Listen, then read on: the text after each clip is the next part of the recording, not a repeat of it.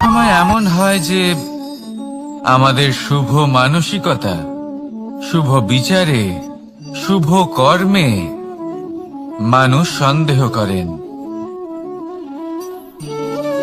প্রশ্ন করেন, প্রমাণ চান, শুদ্ধতার পরীক্ষা দিতে বলেন। আর তখন নিশ্চিত রূপে কষ্ট হয়। আমরা ভাবি এটাই হলো জীবন।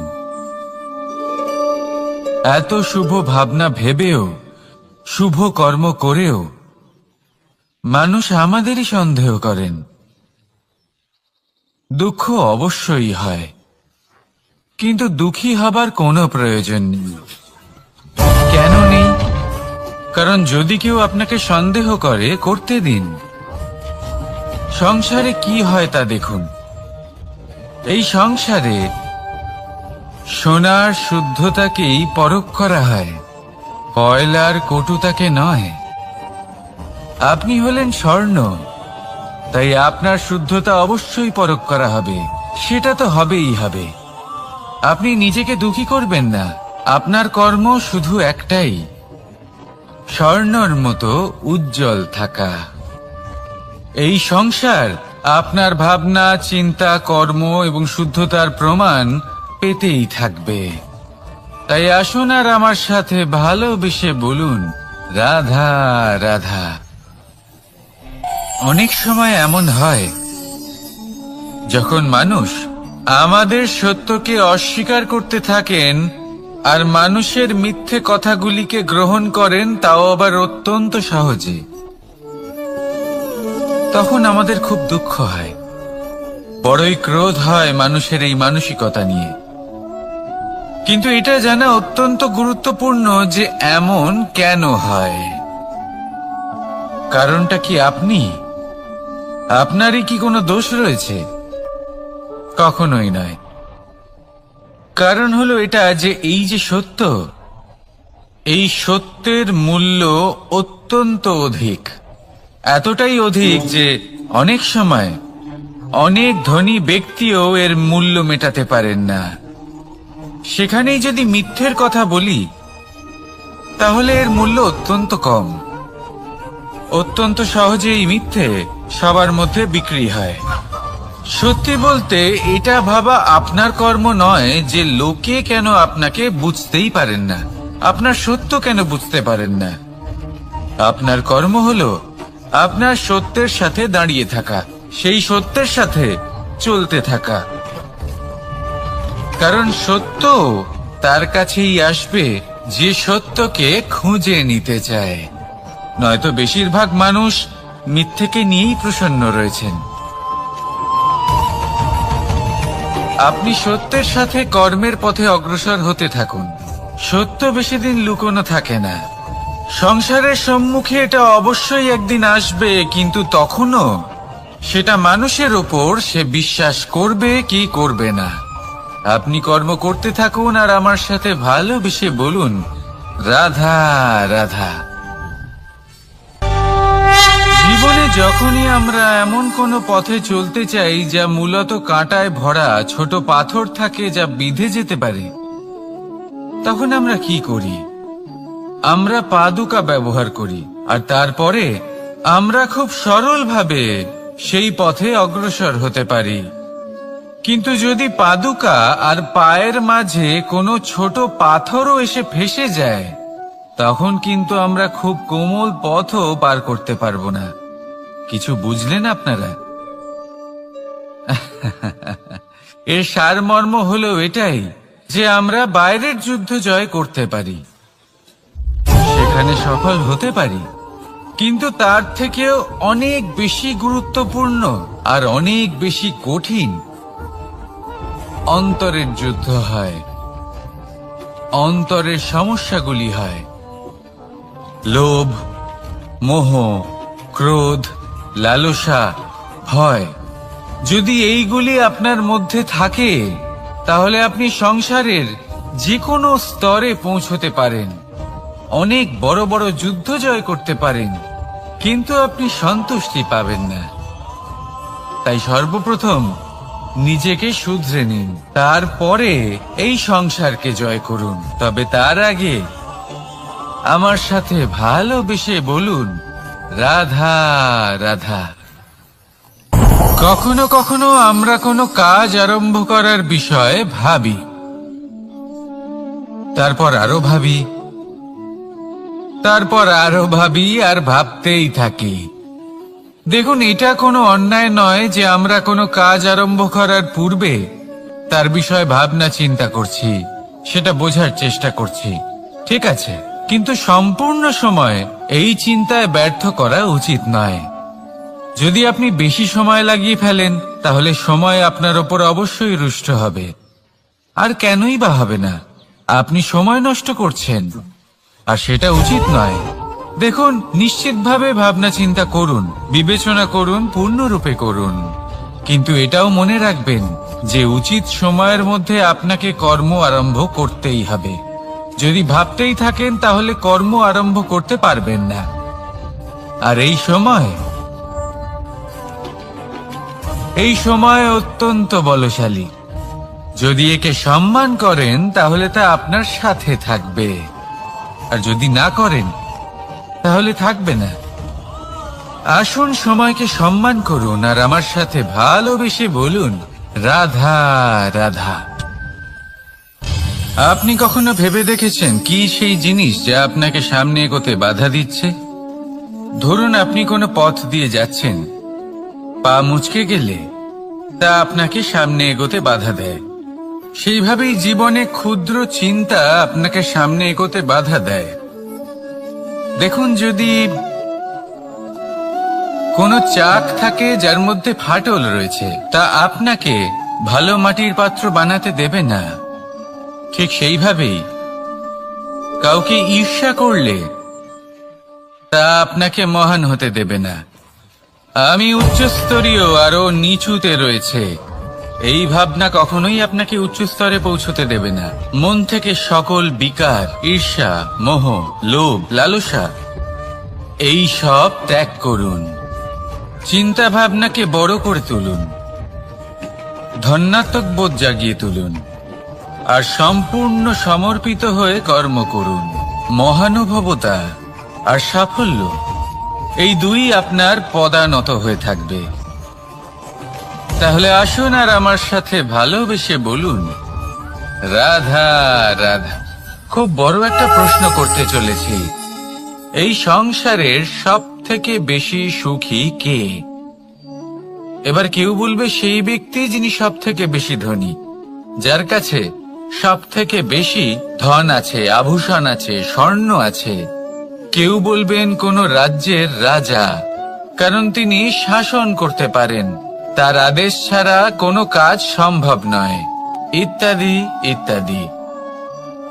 এর উত্তর যদি আমি দিই, তাহলে এটুকুই বলবো, সংসারের সব থেকে সুখী ব্যক্তি হলেন তিনি যিনি সন্তুষ্ট।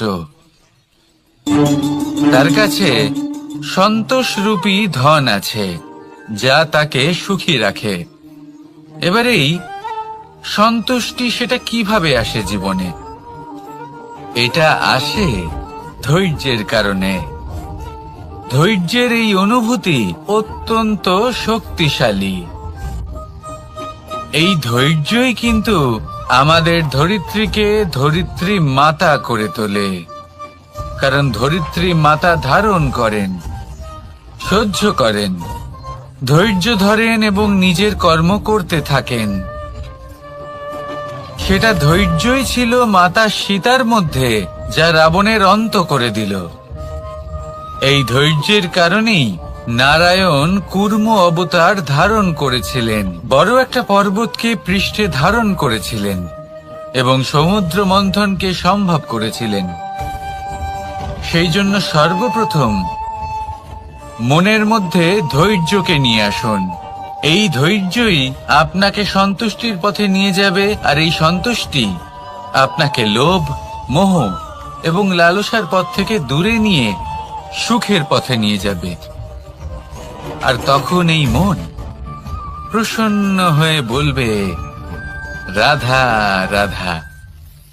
এই সংসারে এমন কখনোই হবে না যে আপনি কিছু একটা করলেন কিন্তু তার মূল্য আপনাকে দিতেই হলো না। যে কোনো কাজের জন্য, যে কোনো কর্মের জন্য আপনাকে মূল্য দিতেই হবে। প্রকৃতিও আমাদের এটাই শেখায়। আকাশে দেখুন সূর্যকে, প্রত্যেকদিন আমাদের প্রকাশ প্রদান করেন। এনাকে সূর্য নারায়ণ বলা হয়। ইনি কি মূল্য প্রদান করেন? নিজে জ্বলতে থাকেন।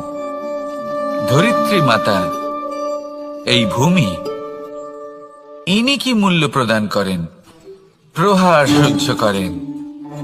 আমরা এই ধরিত্রীতে প্রহার করে মাটি খুঁড়ে তাতে বীজ বপন করি, তবেই আমরা অন্ন লাভ করি, তবেই ফসল পাই।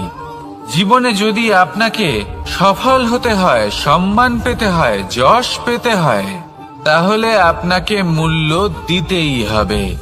যদি আপনি সাফল্য লাভ করতে চান, তাহলে দিন রাত আপনাকে ত্যাগ করতে হবে, যেখানে সমগ্র সংসার সন্তোষ অনুভব করছে আর আপনাকে করতে হচ্ছে পরিশ্রম।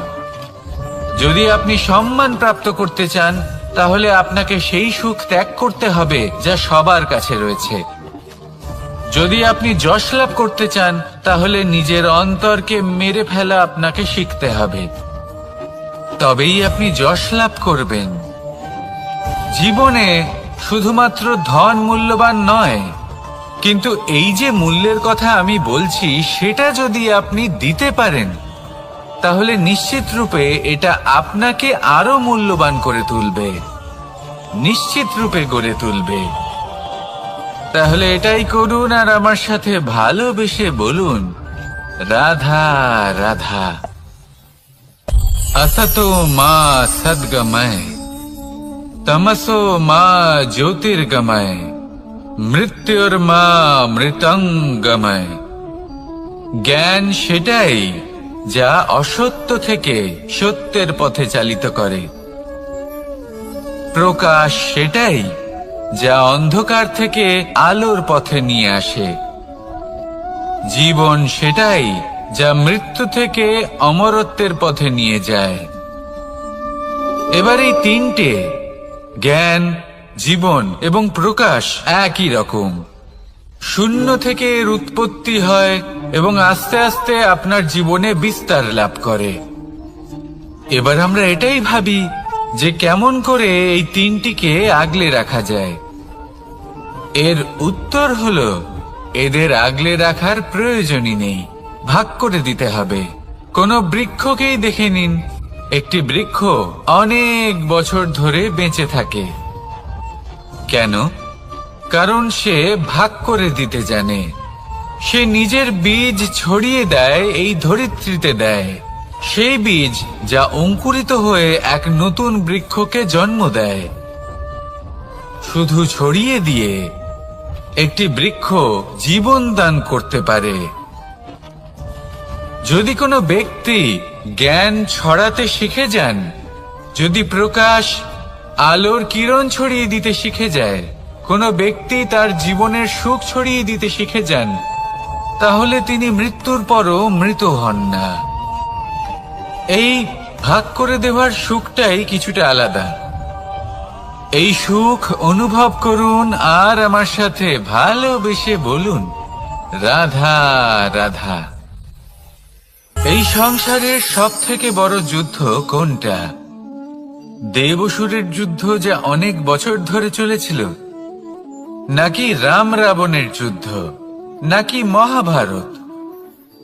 না, সংসারের সব থেকে বড় যুদ্ধ হলো সেইটা যা নিজের সাথে লড়া হয়, নিজের মনের সাথে লড়া হয়, নিজের অন্তরের সাথে লড়া হয়। এটাই সব থেকে বড় যুদ্ধ। এবার নিজেই দেখুন আপনার সব থেকে বড় শত্রুকে। আপনার স্বার্থ, আপনার কামনাগুলি, আপনার অহংকারগুলি, যা আপনাকেই নষ্ট করে দেয়।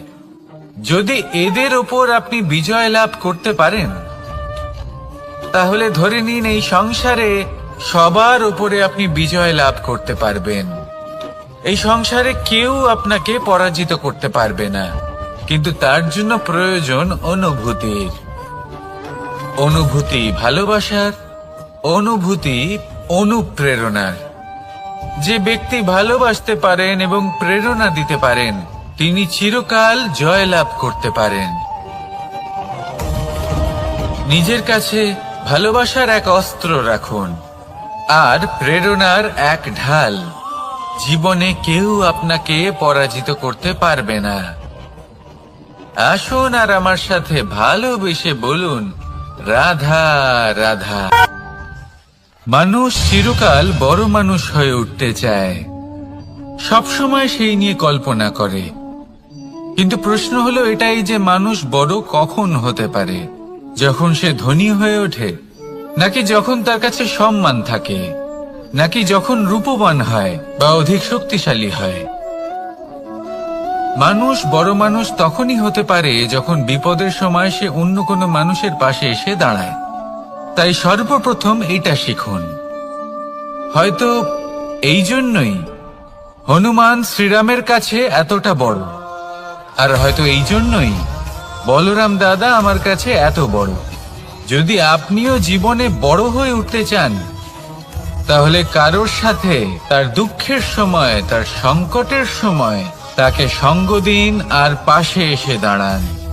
এই মন প্রসন্ন হয়ে বলবে, রাধা রাধা। জীবনে সবথেকে বেশি গুরুত্বপূর্ণ বস্তু কি? বাড়ি, বাহন, সোনা, ধন? যদি আমি সত্যি বলি তাহলে জীবনে সবথেকে বেশি গুরুত্বপূর্ণ বস্তু কোনো বস্তুই নয়। যদি কিছু গুরুত্বপূর্ণ থাকে তাহলে তা হলো অনুভূতি, করুণা, মিত্রতা, মাতৃত্ব, বাৎসল্য, আর সব থেকে বেশি গুরুত্বপূর্ণ ভালোবাসা। নিজেদের এই জীবনে যদি আপনি শুধুমাত্র বস্তুর খেলাতে মেতে থাকেন তাহলে জীবনে আনন্দ কখনোই থাকবে না। নিজের এই জীবনকে অনুভূতির পীঠস্থান বানিয়ে তুলুন। এই মন প্রসন্ন হয়ে বলবে, রাধা রাধা। যখনই কোনো ঘূর্ণিঝড় আসে, কোনো প্রলয়ে আসে, তখন দেখবেন তা কত বৃহৎ প্রভাব ফেলে, কত বড় বিনাশ ঘটায়, বিধ্বংস সৃষ্টি করে। যখন বন্যা আসে তখন কত গভীর প্রভাব ফেলে, কত সর্বনাশ ঘটায়। নদীর পাড়ও ভেঙে বয়ে নিয়ে যায়। সেখানে কোনো গাছকে দেখুন, শান্তভাবে দাঁড়িয়ে থাকে, চুপ করে, আর নিজের কাজ করে, ছায়া প্রদান করে, ফল প্রদান করে, কোনো শব্দ না করেই নীরবে কর্ম করে। যদি নদীর কথা বলি, নদী যখন বয়ে চলে খেতে জল প্রদান করে, বনস্পতিদের প্রাণ প্রদান করে, আমাদের পানীয় জল দেয়। এত মহান কাজ করে কোনো শব্দ না করে, নীরবতার সাথে। এ হলো এক শিক্ষা যে এই সংসারে যারাই মহান কর্ম করেন তারাই নীরব থেকে সেই কর্ম করতে থাকেন, কারণ ওনারা জানেন যে গুরুত্বপূর্ণ প্রচার নয় বরং কর্ম। আর যারা রুদ্রের সাথে থাকেন, কোলাহল করেন, তারা শুধুমাত্র ধ্বংসই করেন। এবার আপনি মৌন থেকে শুধুমাত্র কর্ম করে মহান হতে চান, নাকি রুদ্রের সাথে থেকে বিধ্বংস ঘটাতে চান? সিদ্ধান্ত আপনারই। আসুন আর আমার সাথে ভালোবেসে বলুন, রাধা রাধা। আপনি জীবনে কি হবেন সেটা আপনার পরিশ্রম, আপনার নিরন্তর প্রয়াস আর আপনার নির্বাচিত দিশার উপর নির্ভর করে না। এটা নির্ভর করে আপনার সঙ্গতির উপরেও। এই সঙ্গতি যা হলো অত্যন্ত গুরুত্বপূর্ণ। প্রকৃতিও আমাদের এটাই শেখায় বিভিন্ন উদাহরণ দিয়ে। যদি আপনাকে একটা উদাহরণ দিই, কখনো বাতাসের প্রবাহ লক্ষ্য করবেন। এই বাতাসের প্রবাহ যখন কোনো পুষ্পকে স্পর্শ করে সেও সুগন্ধে পরিপূর্ণ হয়ে যায়। এই বাতাসের প্রবাহ যখন কোনো নালীর উপর দিয়ে প্রবাহিত হয় তখন সেও সুগন্ধহীন হয়ে যায়। এ সঙ্গতির প্রভাব যা মানুষকে কোথা থেকে কোথায় নিয়ে যেতে পারে আপনি জানতেও পারবেন না।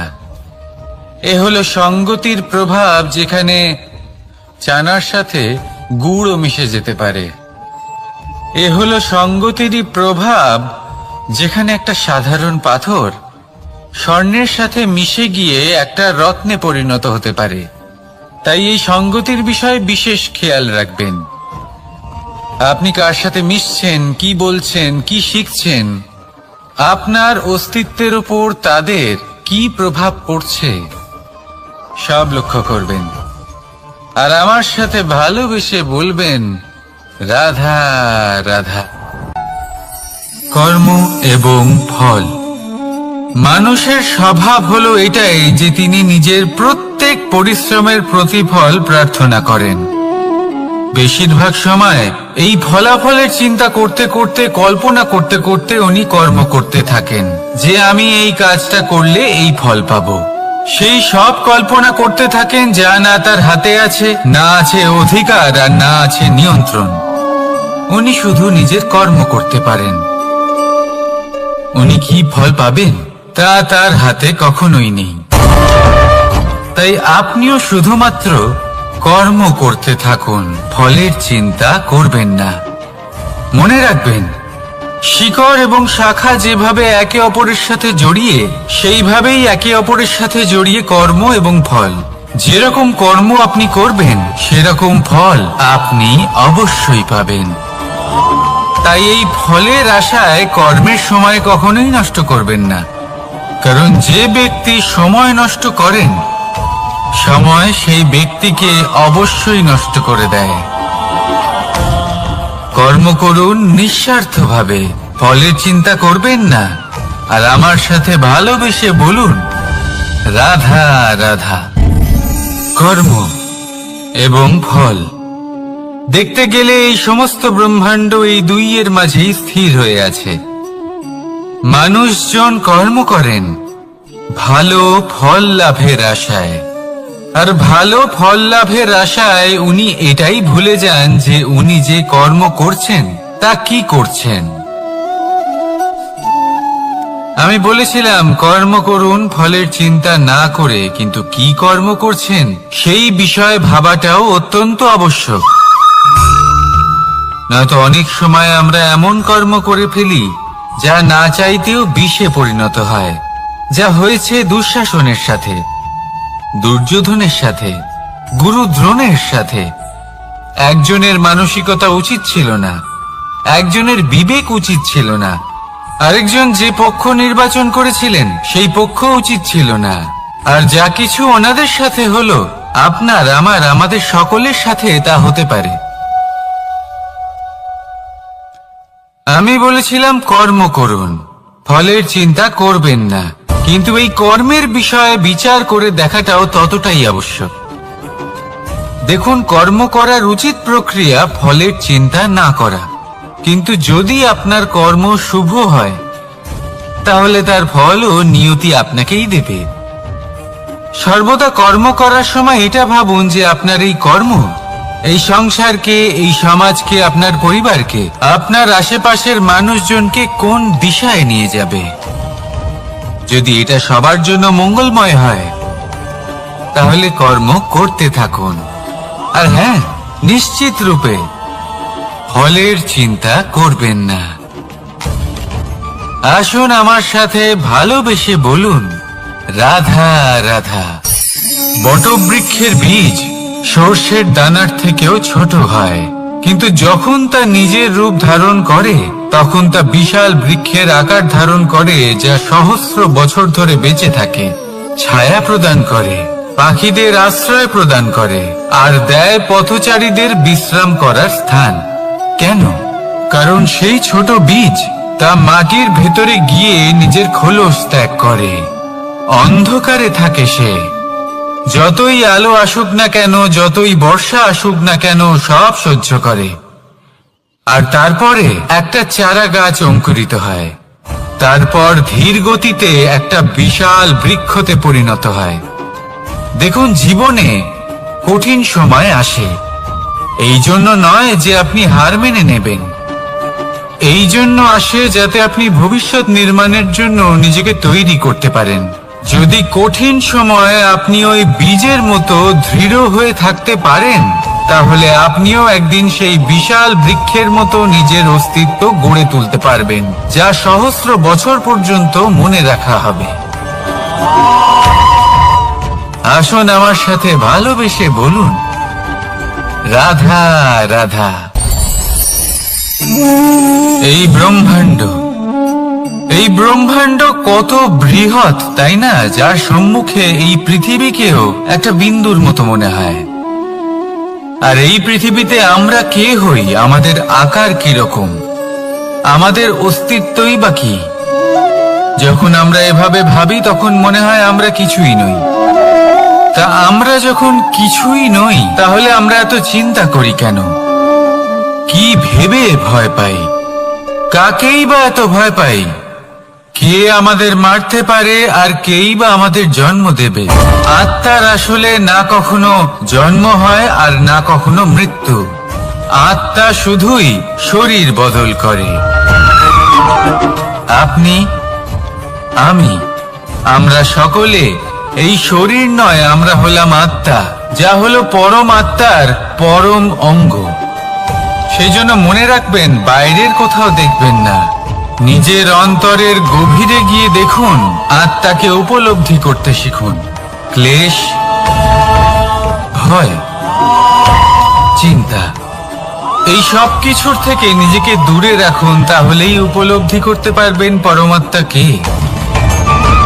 তাহলে আসুন আমার সাথে ভালোবেসে বলুন, রাধা রাধা।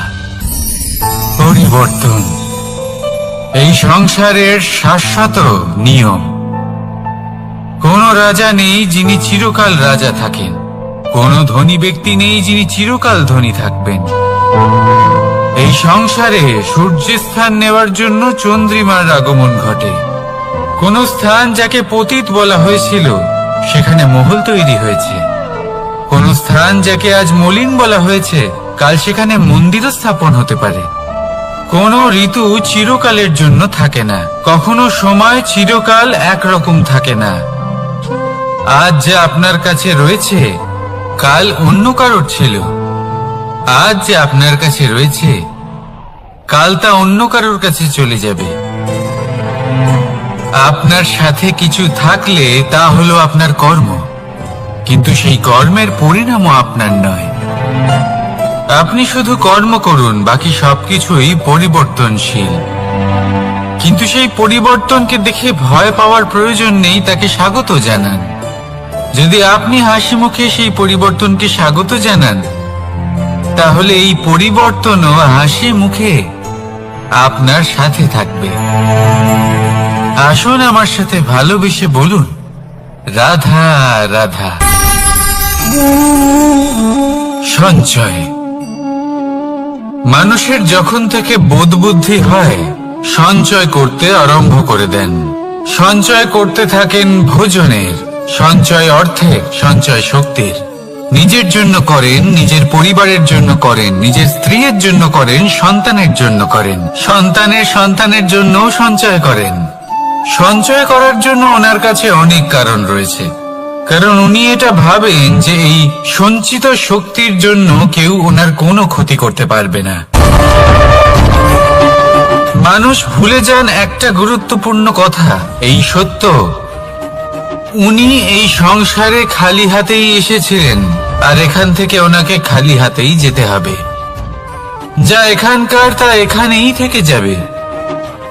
আর যদি কিছু ওনার সাথে যায়, তা হলো ওনার কর্ম, আর কিচ্ছু নয়।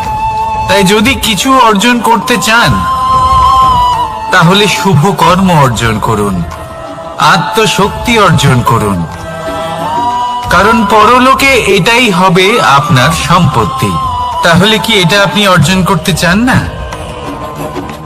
আসুন আর আমার সাথে ভালোবেসে বলুন, রাধা রাধা।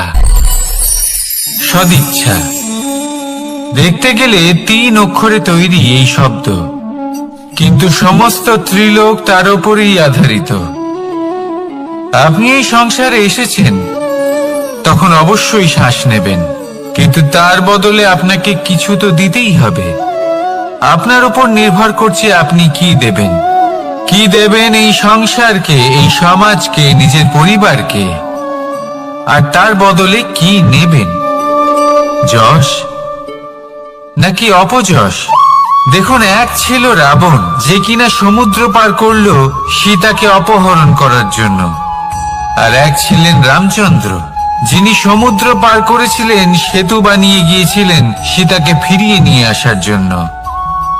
দুজনেই সমুদ্র পার করেছিলেন, শুধু পার্থক্য ছিল সদিচ্ছাকে বোঝার লক্ষ্যের।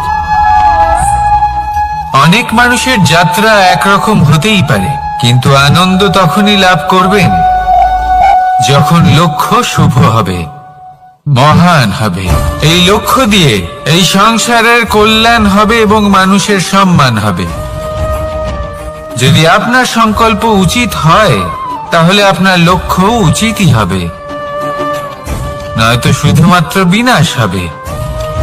আর উচিত এটাই হবে যে বিনাশের হাত থেকে যেন নিজেকে বাঁচানো যায়, কি বলেন? তাই জীবনে যে লক্ষ্য স্থির করছেন, মনে রাখবেন তা যেন শুভ লক্ষ্য হয়। যদি এরকম হয়, তাহলে আপনার যাত্রা, আপনার জীবন দুটোই শুভময় হবে। আসুন আর আমার সাথে ভালোবেসে বলুন, রাধা রাধা। সুরক্ষা। এই সুরক্ষা আসলে কি? এটা কি কোনো কবচ, নাকি কোনো সীমা? এই সুরক্ষা আসলে অন্য কিছু।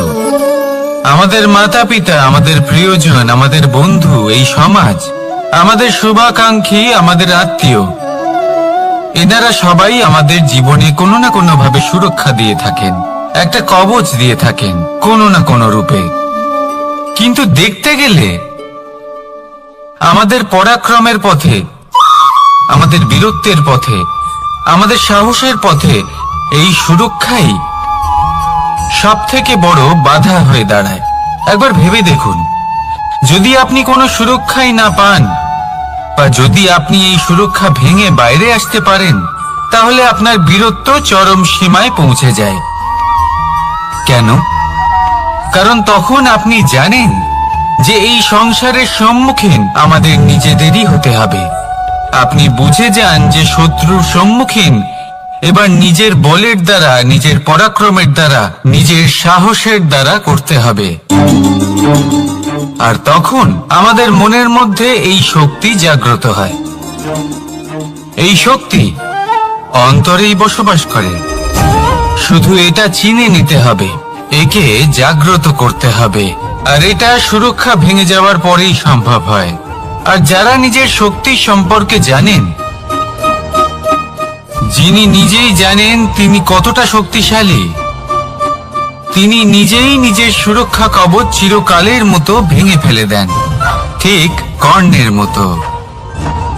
আর তারপরে দেখুন, আপনার পরাজয় হোক বা বিজয়ী হোক না কেন, সেটাই অনেক বড় হয়, সেটাই প্রশস্ত হয়ে থাকে। সেই জন্য ত্যাগ করুন নিজের ভয়কে, নিজের আশেপাশের এই সুরক্ষা চক্রকে ভেঙে ফেলুন, আর সম্মুখীন হন এই সংসারের নিজের শত্রু সম্মুখীন হন। পরাক্রমের এই অঙ্কুর, তা অঙ্কুরিত হওয়ার জন্য বীজের উপরের এই কবচ, এটা ভেঙে যাওয়া অতি আবশ্যক। আসুন আমার সাথে ভালোবেসে বলুন, রাধা রাধা। যখন আমরা হাঁটতে থাকি আর আমাদের পায়ে কাঁটা বেঁধে যায়, তখন মুখ দিয়ে আহ বেরিয়ে আসে, কান্না চলে আসে, আর অনেক সময় অভিশাপও বেরিয়ে আসে। কিন্তু আমরা কি কখনো এটা এইভাবে দেখেছি, এইভাবে ভেবেছি যে আমরা যে পথে চলেছি সেই পথে কাঁটা বিঁধেছে, নাকি আমরা সেই পথ নির্বাচন করেছি যাতে শুধুই কাঁটা রয়েছে? নাকি আমরা এভাবে ভেবে দেখেছি যে এই কাঁটা আমাদের কষ্ট দিতে এসেছে, নাকি এটা আমরাই বিছিয়ে রেখেছিলাম? সাবধান থাকা উচিত ছিল, কারণ কাঁটা বিঁধলে যন্ত্রণা হবে, চিৎকার করে ফেলতে পারি, মুখ থেকে অভিশাপও বেরিয়ে আসতে পারে। কিন্তু এই অভিশাপ শুধুমাত্র আমাদের তরফ থেকে অভিশাপ হয়, সামনের ব্যক্তিটির ওপরও নির্ভর করে। এবার সেই ব্যক্তি যদি এমন হয় যে ফুল আর কাঁটা এই দুই সমানভাবে গ্রহণ করতে পারে, তার কাছে অভিশাপও বরদানে পরিণত হয়। শেষ পর্যন্ত ব্যাপারটা দাঁড়ায় ভাবনা, চিন্তা, দৃষ্টিভঙ্গির ওপর। কারণ আপনার এই ভাবনাই সত্যি হয়ে সামনে আসে। সেই জন্য এই ভাবনা, চিন্তা, মানসিকতাকে গুরুত্ব সহকারে দেখবেন। এই বিবেচনা নিয়ে বিবেচনা করতে শিখুন। আমার কথার অর্থ হলো যে জীবনে যখন এরকম কিছু একটা ঘটবে, তখন ভেবে দেখুন যে এরকম কেন হলো। আপনি কি এমন কোনো কর্ম করেছিলেন যার কর্মফল এটা? এমন কোনো কাজ যা অনুচিত ছিল, অসত্য ছিল, যা অভদ্রতার কারণ ছিল? ভেবে দেখা প্রয়োজন। দেখুন, ইচ্ছে হলো আপনার যে আপনি কি করতে চান, ভাবনা আপনার, সত্য আপনার, জীবন আপনার, সিদ্ধান্ত আপনার। আসুন আর আমার সাথে ভালোবেসে বলুন, রাধা রাধা। সময়, এই সময় আসলে কি? এই সময় একটা সরল রেখা তো কখনোই নয়। সময় হলো একটা চক্র, যেখানে এর আদি সেখানেই হলো এর অন্ত, আর যেখানে তা শেষ হয় সেখান থেকেই তার শুরু হয়। এই সময় একটা অত্যন্ত বিচিত্র চিন্তা, বিচিত্র ভাবনা, একটা বিচিত্র বস্তু যা কেউ বুঝতে পারেন না। এই সময়ের লীলা, এর কোনো প্রমাণ নেই, কোনো জ্ঞান নেই, কোনো পরিমাপ নেই। শুধু এটুকু আমরা জানতে পারি, যেখানে শেষ হবে সেখান থেকে একটা নতুন সূচনাও হবে। যা আজ আপনার কাছে আছে, কাল অন্য কারোর কাছে যাবে, তারপরে তার কাছ থেকেও অন্য কারোর কাছে যাবে, তারপরে তার থেকেও ছিনিয়ে নেওয়া হবে। এই নিয়তির একজনের কাছ থেকে অন্যজনের কাছে আদান প্রদানের এই সময় হলো আপনার সময়। এই সময় সদ্ব্যবহার করুন, এই সময়কে বাঁচুন। আপনাকে শুধু এটাই সুনিশ্চিত করতে হবে যে আপনি কোন পক্ষে আছেন। আর সত্যি বলতে কি, আপনার জীবনের পরিণাম নির্ভর করে আপনার নির্বাচনের ওপর। আপনি কোন পক্ষ নির্বাচন করছেন? তাহলে মনে রাখবেন, জীবনে সেই পক্ষই নির্বাচন করবেন যা চয়ন করার পরে আপনি সুখ অনুভব করবেন, আপনি সন্তোষ লাভ করবেন, প্রসন্নতা লাভ করবেন। আর আমি এটাই সুনিশ্চিত করব যে এই পক্ষ যেন শান্তির পক্ষ হয়, এই পক্ষই যেন প্রেমের পক্ষ হয়। তাহলে চিন্তা করবেন না, আর আসুন আমার সাথে ভালোবেসে বলুন, রাধা রাধা। দৃষ্টি আর দৃষ্টিভঙ্গি, এই সমগ্র লীলা হলো এই দুইয়ের। বিচিত্র হতে পারে, কিন্তু এটাই সত্যি। এবার আপনাকে একটা উদাহরণ দিয়ে বোঝাই।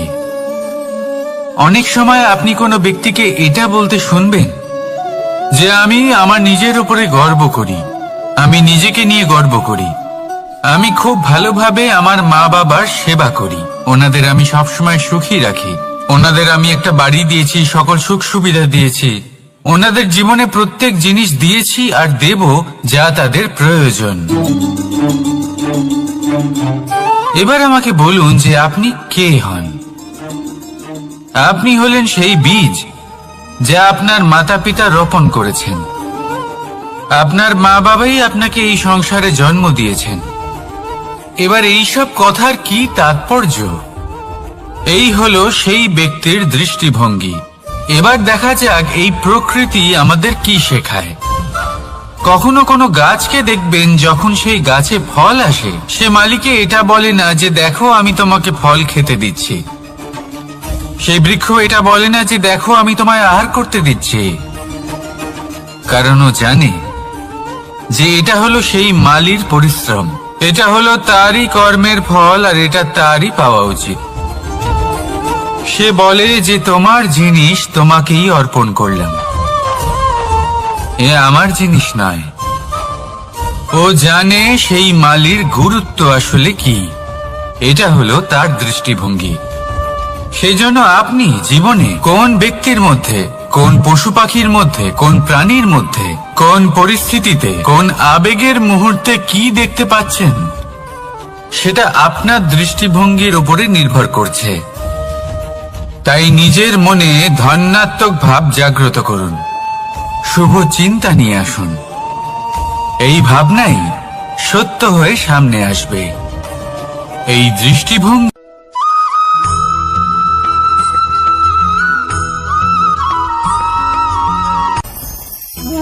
ভোজন।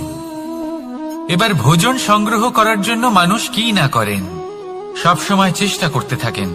ফসল উৎপাদনের জন্য অনেক পরিশ্রম করতে থাকেন, কিন্তু অনেক সময় অনেক পরিশ্রম করার পরেও ফসল ভালো উৎপাদন হয় না। এর কারণ কি? কারণ হলো এটাই যে আপনি পরিশ্রম হয়তো অনেক করেছেন, কিন্তু আপনার নজর তো সেই বীজের দিকে ছিলই না যা আপনি রোপণ করেছেন। সেই জন্য সবসময় কোনো বীজ রোপণ করার আগে তাকে পরখ করে দেখুন, তা অত্যন্ত আবশ্যক। আর সেইভাবেই যখনই কোনো কর্মের প্রশ্ন আসে, তাহলে সেখানে শুধুমাত্র পরিশ্রম যথেষ্ট নয়। সেই কাজের প্রতি আপনার কর্তব্য কি, আপনার উদ্দেশ্য কি, সেটা জানা হলো অত্যন্ত গুরুত্বপূর্ণ। তাই কর্ম করুন, কিন্তু সেই কর্মের প্রতি আপনার যা উদ্দেশ্য তার মাহাত্ম্য বুঝতে চেষ্টা করুন। তাহলে আসুন আমার সাথে ভালোবেসে বলুন, রাধা রাধা।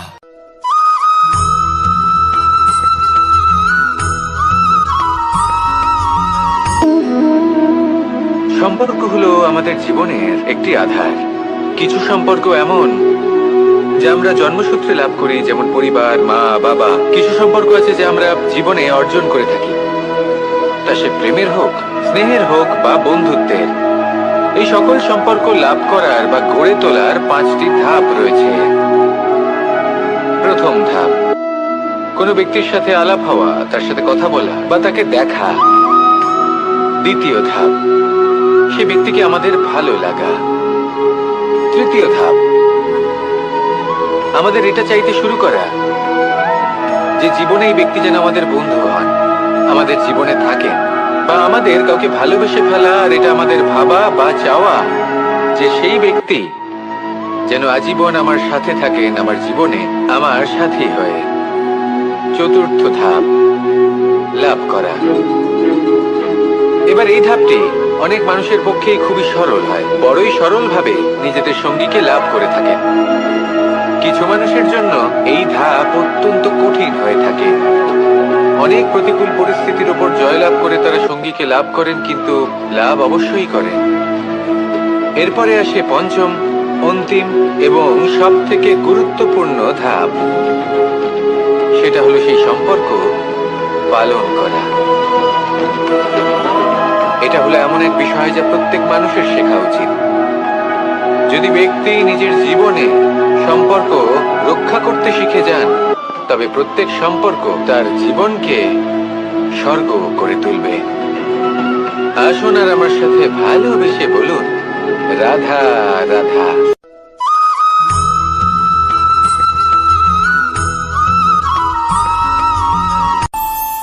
আমাদের মনে যখন কোনো প্রশ্ন ওঠে, কোনো দ্বন্দ্ব জাগে, তখন আমরা যাই আমাদের গুরুর কাছে, আমাদের আরাধ্যের কাছে গিয়ে জিজ্ঞেস করি। এইভাবেই একদিন আমি পৌঁছলাম আমার আরাধ্যের কাছে, আমার মহাদেবের কাছে, আর ওনাকে প্রশ্ন করলাম যে মহাদেব, জীবনে আনন্দ পাওয়ার, উৎসব পালনের, প্রেম ভাগ করে নেবার, জীবনকে উপভোগ করে নেওয়ার সর্বশ্রেষ্ঠ সময় কোনটা? মহাদেব হাসলেন আর উনি বললেন, জীবনে উৎসব পালনের সব থেকে শ্রেষ্ঠ দিন হল মৃত্যুর ঠিক আগের দিনটা। প্রেম ভাগ করে নেওয়ার সব থেকে শ্রেষ্ঠ মুহূর্ত হল মৃত্যুর ঠিক আগের মুহূর্ত। জীবনকে উপভোগ করে নেওয়ার সর্বশ্রেষ্ঠ প্রহর হল মৃত্যুর এক প্রহর পূর্বে। তখন আমি চমকে গেলাম। আমি বললাম, কিন্তু মহাদেব, মৃত্যু তো অনিশ্চিত, আমরা জানিও না কবে আমাদের মৃত্যু হবে। মহাদেব আবার হাসলেন। উনি বললেন যে যদি আমরা এভাবে জীবন কাটাই যে আমরা জীবনের প্রত্যেক দিন, প্রত্যেক মুহূর্ত, প্রত্যেক প্রহর শেষ বলে মনে করি, তাহলে আমাদের সমস্ত জীবন আনন্দের সাথেই অতিবাহিত হবে। কি বলেন?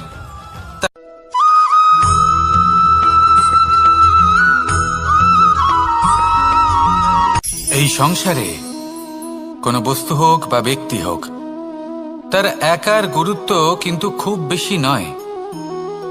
একটা উদাহরণ হিসেবে বৃষ্টির ফোঁটাকে ভেবে দেখুন।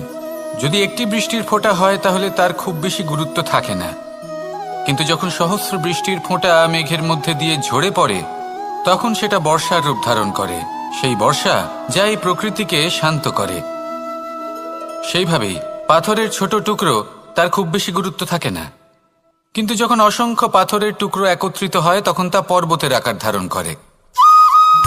সেইভাবেই কিছু মানুষ যখন একত্রিত হন তখন তৈরি হয় পরিবার, কিছু পরিবার যখন একত্রিত হয় তখন তৈরি হয় সমাজ, যখন অনেক সংখ্যক সমাজ একত্রিত হয় তখন তৈরি হয় রাজ্য।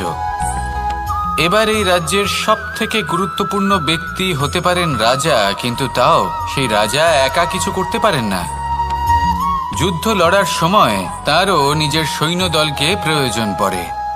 কিন্তু এই সংসারে এমন একজন ব্যক্তি আছেন যিনি একাই সব কাজ করতে থাকেন, এবং সেই ব্যক্তি হলেন মা।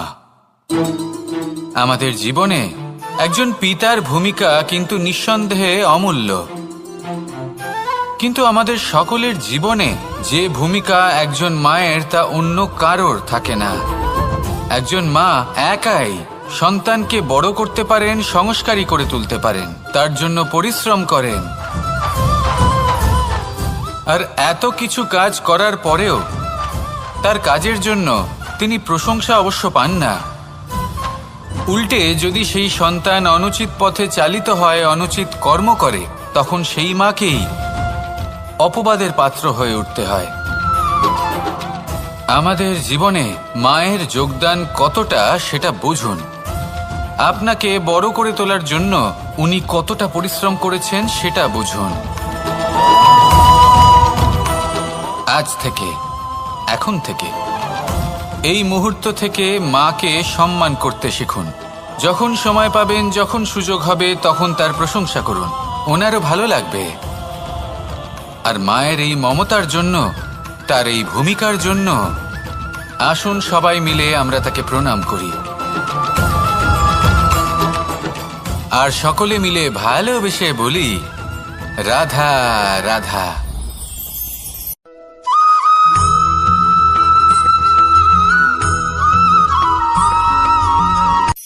এই সংসারে সাফল্য লাভ করার জন্য জ্ঞানের প্রয়োজন হয়, পরিশ্রমের প্রয়োজন হয়, দৃঢ় নিষ্ঠার প্রয়োজন হয়, নিরন্তর চেষ্টা করা প্রয়োজনীয়। কিন্তু আরো কিছু আছে যা অত্যন্ত প্রয়োজনীয় এবং গুরুত্বপূর্ণ। তা হলো ভালো বন্ধু। তাদের থাকা অত্যন্ত প্রয়োজনীয়। যদি ভালো বন্ধু থাকে তাহলে সময় এলে তারা ঢাল হয়ে আপনাকে সুরক্ষা করবেন। সময় এলে অস্ত্রের মতো শত্রুকে সংহারও করবেন। যদি তিনি জ্ঞানী হন, তাদের মধ্যে সদ্গুণ থাকে, তাহলে এই সব গুণ আপনার মধ্যেও প্রবেশ করবে। তাহলে সাফল্যের জন্য ভালো বন্ধু পাওয়া অত্যন্ত প্রয়োজনীয়। কিন্তু শুধু বন্ধু কেন, ভালো শত্রুও থাকা প্রয়োজনীয়। এবার আপনি ভাববেন, আমি কি বললাম? যদি আপনার জীবনেও ভালো অর্থাৎ শক্তিশালী শত্রু থাকে, তাহলে আপনিও শক্তিশালী হতে থাকবেন। এই শত্রু আপনাকে প্রেরিত করবে আরো বেশি শক্তিশালী হয়ে ওঠার। কখনো কোনো হরিণকে দেখুন, তীব্র গতিতে দৌড়তে থাকে। কেন তীব্র গতিতে দৌড়য়? এই কারণে নয় যে কোথাও তার জন্য মধুর ঘাস অপেক্ষা করে রয়েছে, না। সে এই কারণে তীব্র গতিতে দৌড়য় কারণ সেটা না করলে তার পেছনে একটি সিংহ আছে যে ওকে নিজের ভোজন করে ফেলবে। তাই জীবনে বিপদ, সংকট এই সবকিছুও হলো অত্যন্ত গুরুত্বপূর্ণ। তার সম্মুখীন হতে শিখুন আর আমার সাথে ভালোবেসে বলুন, রাধা রাধা।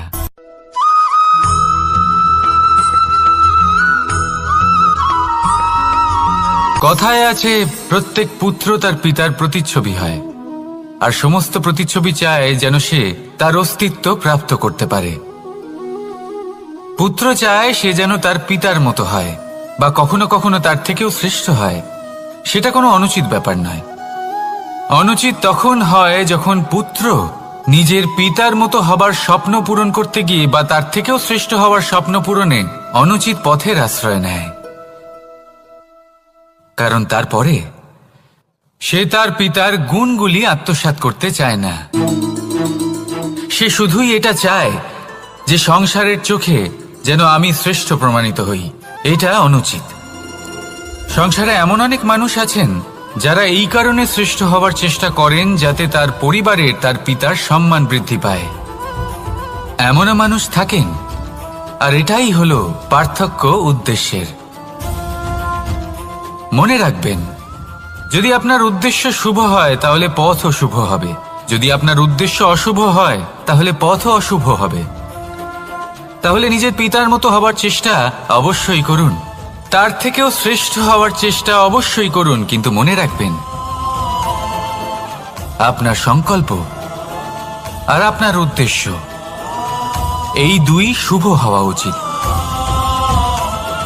তাহলে আসুন আর আমার সাথে ভালোবেসে বলুন, রাধা রাধা।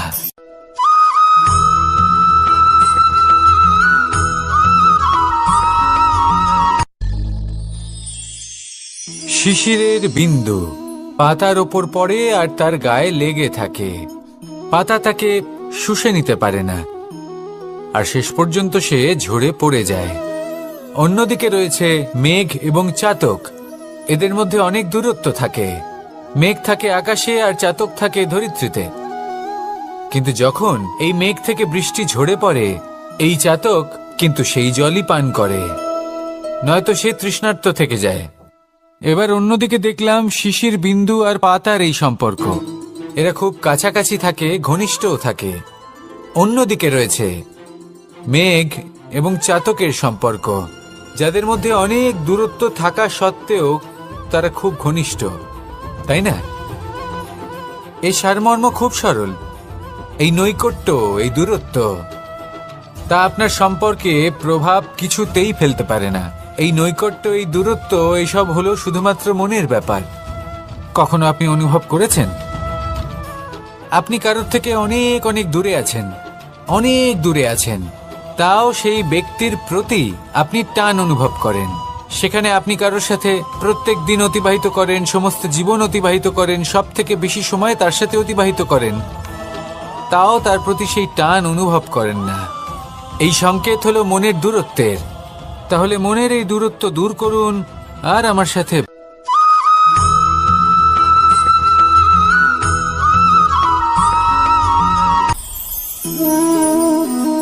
শক্তি এক অত্যন্ত বিচিত্র বস্তু, বা বলতে পারেন অনুভূতি।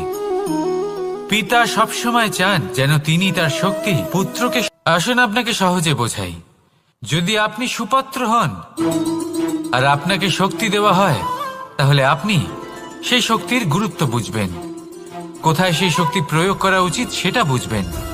আর এটা যেহেতু অর্জন করা শক্তি হবে, সেই শক্তির অপব্যবহার হবে না। কিন্তু যদি এই আপনি কুপাত্র হন আর যদি আপনাকে এই শক্তি দেওয়া হয়, তাহলে কি হবে? দেখতে গেলে এই শক্তি আপনি দান হিসেবে পেয়েছেন, তাই না আপনি এই শক্তির গুরুত্ব বুঝবেন আর না এর প্রয়োগ আপনি জানবেন। তার অপব্যবহার হওয়া সুনিশ্চিত। তাই যদি আপনি কোনো শক্তি অর্জন করতে চান, তাহলে আগে তার যোগ্য হয়ে উঠুন। পুত্র নয়, পাত্র হয়ে উঠুন।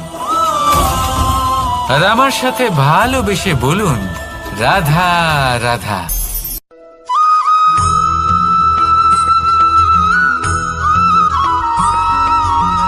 ভালো শুধু ওনাদের কঠোর ব্যবহার দেখলে আমরা একটু ভয় পেয়ে যাই। এবার ওনাদের এই কঠোর ব্যবহার আমাদের ভালো না লাগলেও অত্যন্ত আবশ্যক, কারণ মাতার থেকে আমরা যে শক্তি লাভ করি তা যেন নিয়ন্ত্রণ হারিয়ে বিধ্বংসী না হয়ে ওঠে, আমরা যেন কোনো কুপথে না চলে যাই, আমরা কখনো যেন দোষ না করে ফেলি। শুধু সেই জন্য পিতা এবং গুরু একটু কঠোর হয়ে ওঠেন, এবং ওনাদের এই কঠোর আচরণ ভবিষ্যতে গিয়ে আমরা অবশ্যই বুঝতে পারি। জীবনে কিছু বছর আমরা এগিয়ে যাই আর তারপর আমরা বুঝতে পারি যে বাবা এবং গুরু আমাদের যথেষ্ট ভালোবাসতেন, কিন্তু ওনাদের ভালোবাসার বহিঃপ্রকাশ আলাদা। প্রয়োজনীয় হলো এটা দেখার, এটা বোঝার যে শুরু থেকে আমাদের প্রতি ওনাদের আচরণ কেমন ছিল। ওনাদের কঠোর হওয়ার পেছনে ওনাদের ভালোবাসাটা বোঝার চেষ্টা করুন, ওনাদের চিন্তাটা বোঝার চেষ্টা করুন, ওনাদের পথপ্রদর্শনের আড়ালে আপনার ভবিষ্যতের জন্য যে পরিকল্পনা ওনারা করেছেন সেটা বোঝার চেষ্টা করুন। তখন আপনারা বুঝতে পারবেন ওনাদের ভালোবাসাকে। আপনার মনের মধ্যে আপনা থেকেই ওনাদের প্রতি সম্মান জেগে উঠবে। নিজের পিতা এবং নিজের গুরু এই দুজনের প্রতি কৃতজ্ঞতা প্রকাশ করুন আর আমার সাথে ভালোবেসে বলুন, রাধা রাধা।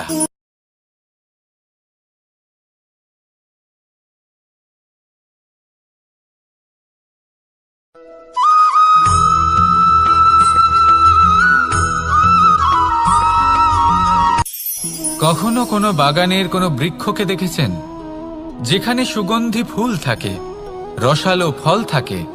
তখন মন প্রফুল্ল হয়ে ওঠে, মন থেকে সেই বৃক্ষের প্রতি ভালোবাসা জন্মায়। কিন্তু যিনি বাগানের মালিক, শুধুমাত্র তিনিই জানেন যে কিভাবে এই বৃক্ষকে আগলে রাখতে হয়, কিভাবে তার পরিচর্যা করলে এতে সুন্দর সুগন্ধি ফুল হবে, রসালো ফল হবে। কখনো কখনো প্রয়োজনের থেকে বেশি রোদ পেলে এই বৃক্ষগুলি শুকিয়ে যায়, প্রয়োজনের থেকে কম রোদ পেলেও এই বৃক্ষ কিন্তু শুকিয়ে যায়। প্রয়োজনের থেকে কম জল যদি পায় এই বৃক্ষ শুকিয়ে যেতে পারে, প্রয়োজনের থেকে অতিরিক্ত জল যদি পায় তখনও এই বৃক্ষের শিকড়গুলি নষ্ট হয়ে যেতে পারে। এবার এটাই কিন্তু আমাদের সংসারের সাথেও হয়। আমাদের সংসারের সকল প্রতিভাশালী ব্যক্তি, যেমন লেখক, বিচারক, প্রবক্তা, যোদ্ধা, এদের সবার ক্ষেত্রে এই কথাটাই প্রযোজ্য। যদি বেশি প্রশংসা করা হয় তাহলেও এরা হারিয়ে যাবেন। প্রয়োজনের থেকে বেশি যদি নিন্দা করা হয় তখনও তারা নত হয়ে পড়বেন।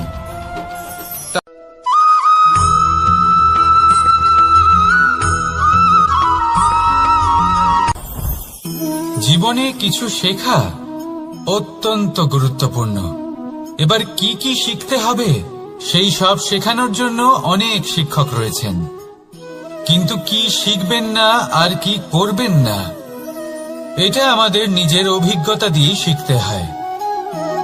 কিন্তু তার মানে এটা নয় যে যদি আপনাকে শিখতে হয় যে আগুনের তাপ কতটা, আপনাকে আগুনের মধ্যে হাত দিতে হবে।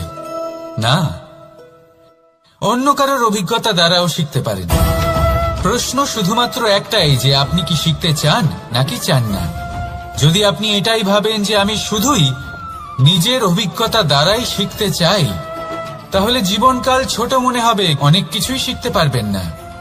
তাই নিজের সাথে সাথে বড়দের অভিজ্ঞতা দ্বারাও শেখা শুরু করে দিন, এই সংসারের অভিজ্ঞতা দ্বারা শিখতে শুরু করে দিন। আর এটা নিশ্চিত রূপে শেখা আবশ্যক যে কখন কি করবেন না, কোথায় থামতে হবে আর কোথায় থামবেন না। তাহলে আসুন আর আমার সাথে ভালোবেসে বলুন, রাধা রাধা।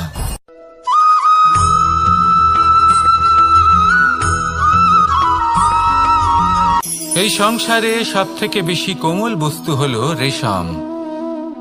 এই রেশম এতটাই কোমল হয় যে এর পুরো একটা থান শুধুমাত্র একটা হাতে ধরা সম্ভব। কখনো ভেবে দেখেছেন এই রেশম কিভাবে হয়? একটি কীট তার লালার দ্বারা উৎপন্ন হয়।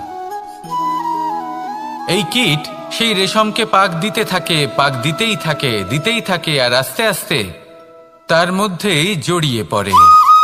শেষে ওর এই সুন্দর অমূল্য সৃষ্টি রেশমের এই সুতো, তার নির্মাণ কার্য পূর্ণ হয়। কিন্তু তাতেই ও নিজে বন্দী হয়ে যায়। নিজেরই মায়াজালের এই বন্দী গৃহে নিজেই ফেঁসে যায়। এবার এই সুতোকে ব্যবহারযোগ্য করে তোলার জন্য এই কীটগুলিকে এই কবচের সাথেই ফুটন্ত জলে ফেলে দেওয়া হয়। এই সংসারে যদি আমাদের স্বপ্ন এই সংসারের দুঃখ হরণ করার জন্য, এই সংসারে সুখ বিতরণ করার জন্য হয়, তবেই আমাদের প্রগতি সম্ভব। যদি আমাদের এই স্বপ্ন শুধুই আমাদের এবং আমাদের স্বার্থ সিদ্ধির জন্য হয়, তাহলে এই স্বপ্ন আমাদের অন্ধ করে দেবে, আমাদের অন্ধকারের পথে নিয়ে যাবে, আর আমরাও সেই কীটের মতো হয়ে যাব। নিজেদেরই মায়াজালে আমরা নিজেই ফেঁসে যাব, আর শেষে আমরা যদি কিছু লাভ করি তা হবে একাকিত্ব, অন্ধকারময় মৃত্যু। তাই স্বপ্ন অবশ্যই দেখুন, কিন্তু এমনভাবে স্বপ্ন দেখবেন না যে তার এই বন্দিগৃহে আপনি নিজেই ফেঁসে গেলেন। স্বপ্ন দেখুন পরোপকারে।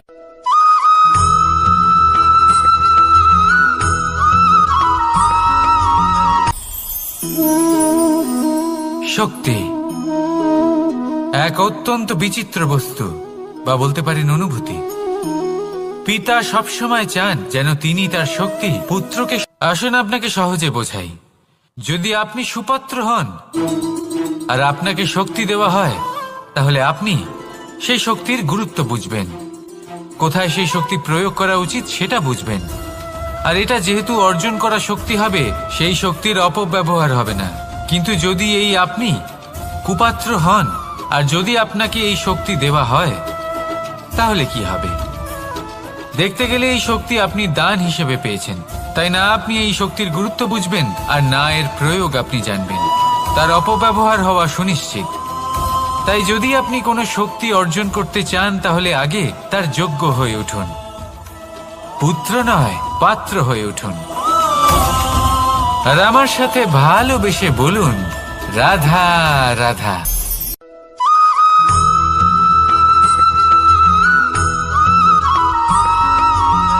এই সংসারে প্রত্যেক মানুষ এটাই চান যে তিনি যেন ধনবান হন, আর্থিক অবস্থা তার ভালো থাকে, ওনার বাড়িতে লক্ষ্মীর আগমন হয়। কিন্তু সেটা হবে কি করে, সেটাই হলো প্রশ্ন। কেউ বলেন যে যদি পরিশ্রম করো তাহলে ধন অর্জন সম্ভব, কেউ বলেন যে যদি বিদ্যা লাভ হয় তবেই ধন অর্জন সম্ভব, কেউ বলেন যে যদি বলশালী হও তবেই সম্পন্ন থাকবে। ভালো কথা, যদি তাই হয়ে থাকে, তবে দিনমজুর সারা দিন পরিশ্রম করেন, তিনি কেন ধনী হন না? অনেকজন বিদ্বান মানুষ আছেন এই সংসারে, তারা কেন ধনবান হন না? অনেক সংখ্যক বলশালী ব্যক্তি আছেন, তাদের কাছে ধন নেই কেন? তাদের কেন ধনের অভাব হয়? আবার এমনও কিছু মানুষ আছেন যারা পরিশ্রম করেন, তারা দিনমজুর, কিন্তু তারা ধন অর্জন করতে পারেন। কিছু বিদ্বান ব্যক্তি আছেন যাদের কাছে অধিক মাত্রায় ধন রয়েছে, কয়েকজন বলশালী ব্যক্তি রয়েছেন যাদের কাছে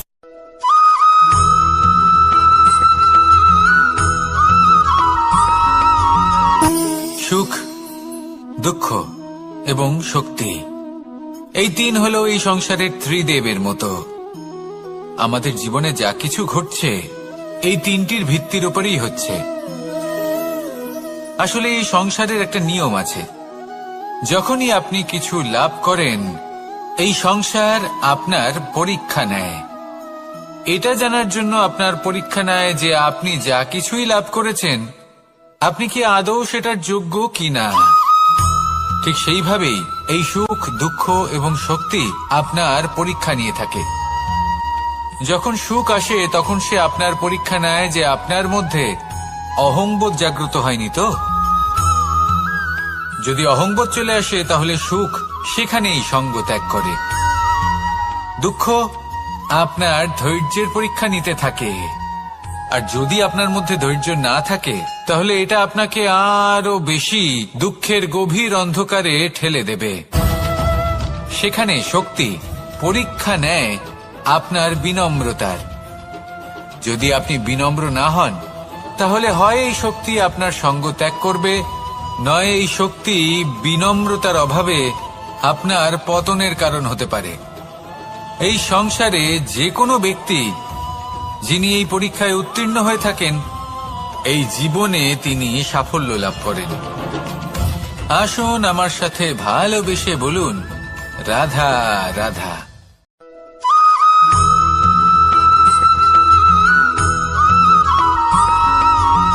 পঞ্চতত্ত্বের মধ্যে দ্বিতীয় তত্ত্ব হল ধরণী, ভূমি, যাকে আমরা ধরণী মাতা বলি। এই ধরণী ধৈর্য ধারণ করে, আর এর ওপরেই আমাদের সমগ্র সংসার নির্ভরশীল। কারণ এই ভূমি সহ্য ক্ষমতা রাখে, এর সহ্য ক্ষমতা হলো অপরিসীম।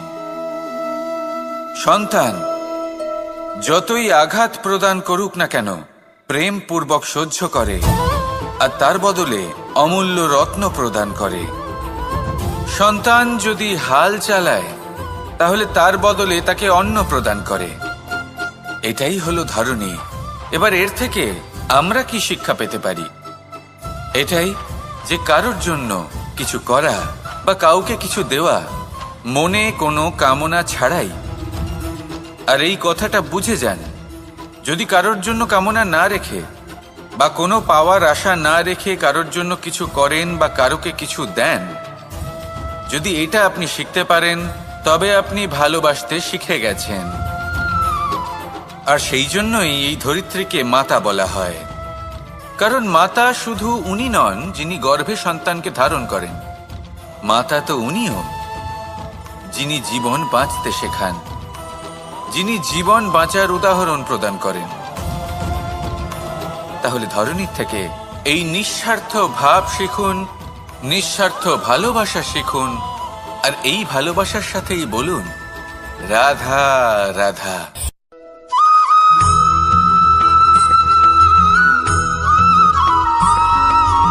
মানুষ জন্মগ্রহণ করে, তার সাথে ভয়েরও জন্ম হয়।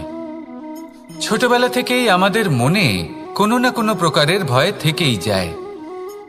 কেউ এই বিষয়ে ভয় পায় যে তার কোনো বস্তু তার থেকে দূরে চলে যাবে, কেউ এই বিষয়ে ভয় পায় যে আমি নিজেকে হারিয়ে ফেলব, কেউ এই ভেবে ভয় পায় যে আমার প্রিয়জনেরা তারা যেন আমার থেকে দূরে না চলে যায়, কেউ এই ভেবে ভয় পায় যে আমরা যেন পথ না হারিয়ে ফেলি, আদি ইত্যাদি। কিন্তু সত্যি কথা বলতে, ভেবে দেখুন এই ভয় বাস্তবে কি?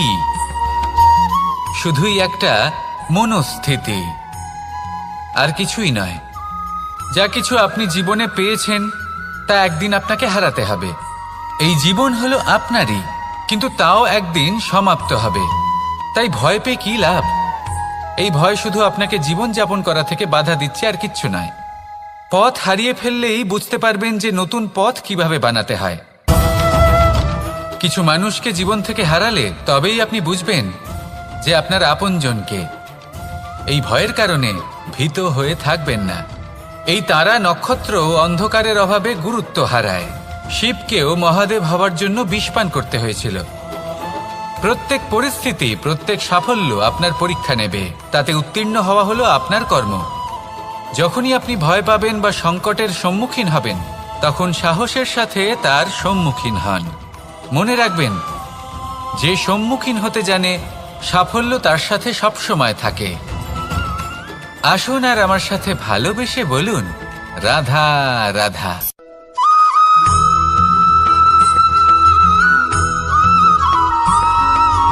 জীবনে অগ্রসর হওয়ার জন্য আমাদের কাকে প্রয়োজন হয়? মাতা পিতা, বন্ধু, প্রেম, সাহায্য, অর্থ, পরিশ্রম, আশা। ভিন্ন ভিন্ন মানুষ ভিন্ন ভিন্ন বিকল্প চয়ন করে। যদি আমি আপনাকে বলি, তাহলে জয় আর পরাজয়ের মন্ত্র দুটো শব্দের উপর নির্ভর করে, মেনে নেওয়া আর দৃঢ় হওয়া। যদি মেনে নেন তাহলে হেরে যাবেন, যদি দৃঢ় হন তাহলে নিশ্চিত রূপে জয়ী হবেন। যদি কখনো আপনি ক্লান্ত হয়ে ওঠেন, আপনি দুঃখী হন, পুরোপুরি ভেঙে পড়েছেন, তখন মেনে নেবেন না যে আপনি ভেঙে পড়েছেন, নয়তো হেরে যাবেন। তখন উল্টে স্থির করবেন যে যাই হয়ে যাক না কেন, আমি জয়ী হবই। আর আপনি দেখবেন যে জয় নিশ্চিত রূপে আপনার কাছেই আসবে। তাহলে এই কথা মনে রাখবেন আর আমার সাথে ভালোবেসে বলবেন, রাধা রাধা।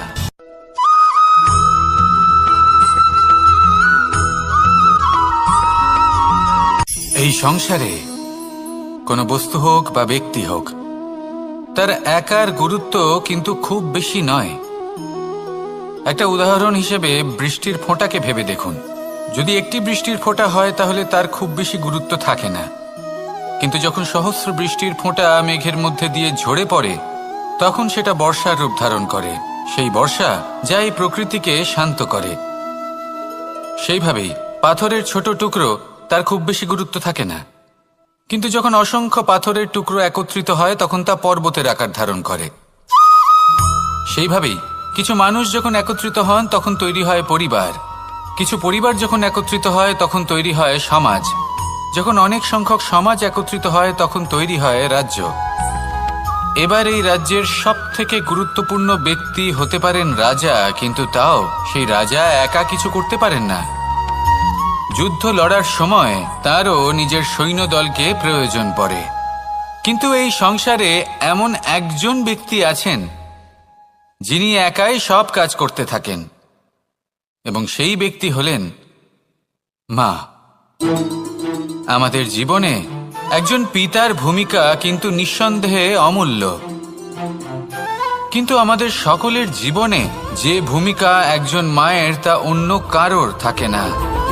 একজন মা একাই সন্তানকে বড় করতে পারেন, সংস্কারী করে তুলতে পারেন, তার জন্য পরিশ্রম করেন। আর এত কিছু কাজ করার পরেও তার কাজের জন্য তিনি প্রশংসা অবশ্য পান না। উল্টে যদি সেই সন্তান অনুচিত পথে চালিত হয়, অনুচিত কর্ম করে, তখন সেই মাকেই অপবাদের পাত্র হয়ে উঠতে হয়। আমাদের জীবনে মায়ের যোগদান কতটা সেটা বুঝুন। আপনাকে বড় করে তোলার জন্য উনি কতটা পরিশ্রম করেছেন সেটা বুঝুন। আজ থেকে, এখন থেকে, এই মুহূর্ত থেকে মাকে সম্মান করতে শিখুন। যখন সময় পাবেন, যখন সুযোগ হবে, তখন তার প্রশংসা করুন, ওনারও ভালো লাগবে। আর মায়ের এই মমতার জন্য, তার এই ভূমিকার জন্য আসুন সবাই মিলে আমরা তাকে প্রণাম করি, আর সকলে মিলে ভালোবেসে বলি, রাধা রাধা।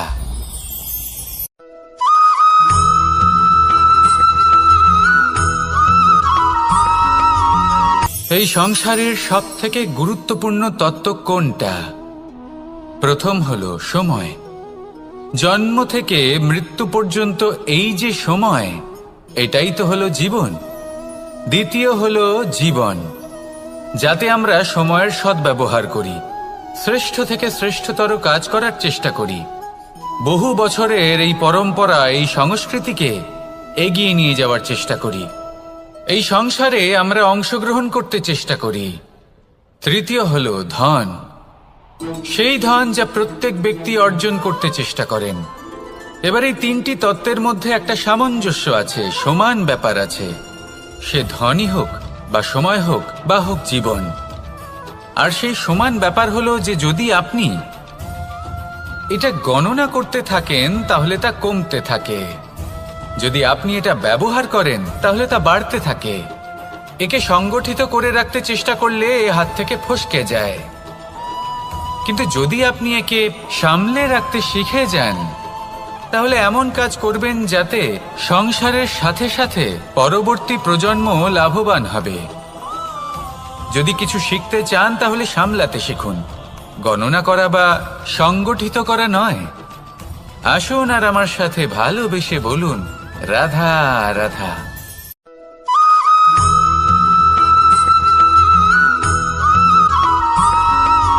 কথায় আছে, প্রত্যেক পুত্র তার পিতার প্রতিচ্ছবি হয়, আর সমস্ত প্রতিচ্ছবি চায় যেন সে তার অস্তিত্ব প্রাপ্ত করতে পারে।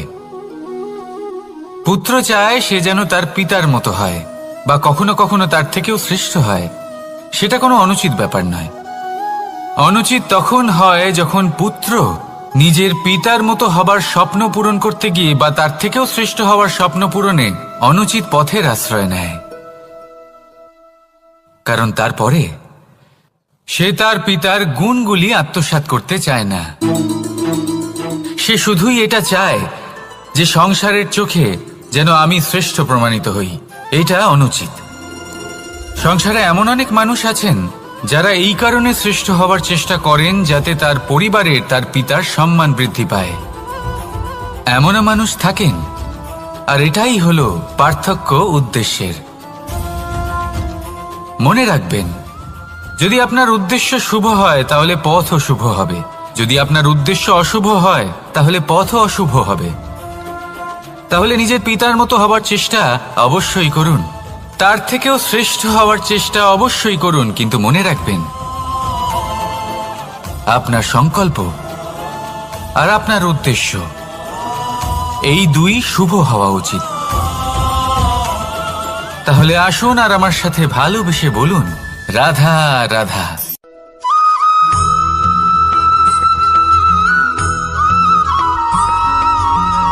পিতা আর পুত্রের সম্পর্ক অত্যন্ত মধুর হয়ে থাকে।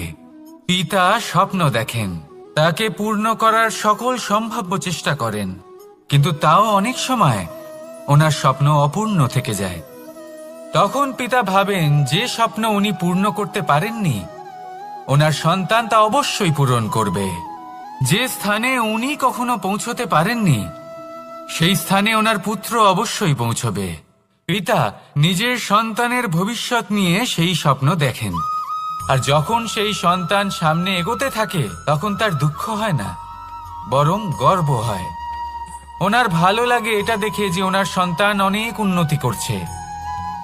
কিন্তু যখন সন্তান নিজের অভিভাবকের শক্তি দেখে, তার যশ দেখে হিংসা করতে থাকে, সমস্যা সেইখানেই শুরু হয়। সেই জন্য সকল সন্তানকে এটা মনে রাখতে হবে, দেখুন, পুত্র হবার সুবাদে, এক সন্তান হবার সুবাদে এটা হলো আপনার অধিকার যে আপনি আপনার পিতার থেকে বেশি উন্নতি করবেন। আপনার পিতাও এটাই চান, কিন্তু সুস্থভাবে এটা করুন। একটা রেখা টেনে নিন যাতে আপনি তাতে এগোতে পারেন আর আপনার পিতার তাতে গর্ববোধ হয়, আর সেই বিষয়ে দুঃখ না হয় যে আমার সন্তান আমাকেই ছোট করার চেষ্টা করছে। ইতিহাস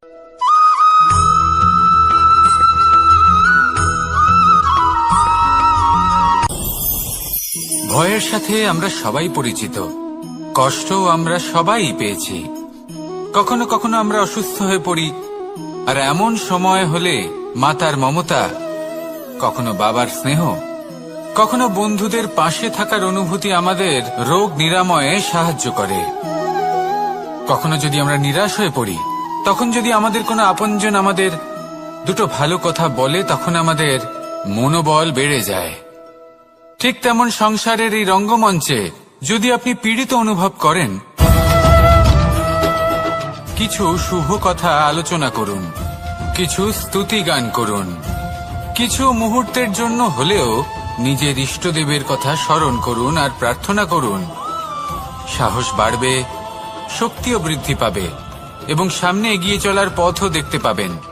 তখন এই মন প্রসন্ন হয়ে বলবে, রাধা রাধা।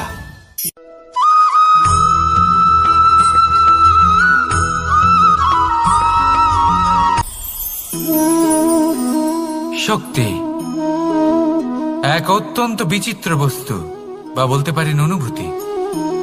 পিতা সবসময় চান যেন তিনি তার শক্তি পুত্রকে। আসুন আপনাকে সহজে বোঝাই, যদি আপনি সুপাত্র হন আর আপনাকে শক্তি দেওয়া হয়, তাহলে আপনি সেই শক্তির গুরুত্ব বুঝবেন, কোথায় সেই শক্তি প্রয়োগ করা উচিত সেটা বুঝবেন। আর এটা যেহেতু অর্জন করা শক্তি হবে, সেই শক্তির অপব্যবহার হবে না। কিন্তু যদি এই আপনি কুপাত্র হন আর যদি আপনাকে এই শক্তি দেওয়া হয়, তাহলে কি হবে? দেখতে গেলে এই শক্তি আপনি দান হিসেবে পেয়েছেন, তাই না আপনি এই শক্তির গুরুত্ব বুঝবেন আর না এর প্রয়োগ আপনি জানবেন। তার অপব্যবহার হওয়া সুনিশ্চিত। তাই যদি আপনি কোনো শক্তি অর্জন করতে চান, তাহলে আগে তার যোগ্য হয়ে উঠুন, পুত্র নয় পাত্র হয়ে উঠুন। আর আমার সাথে ভালোবেসে বলুন, রাধা রাধা।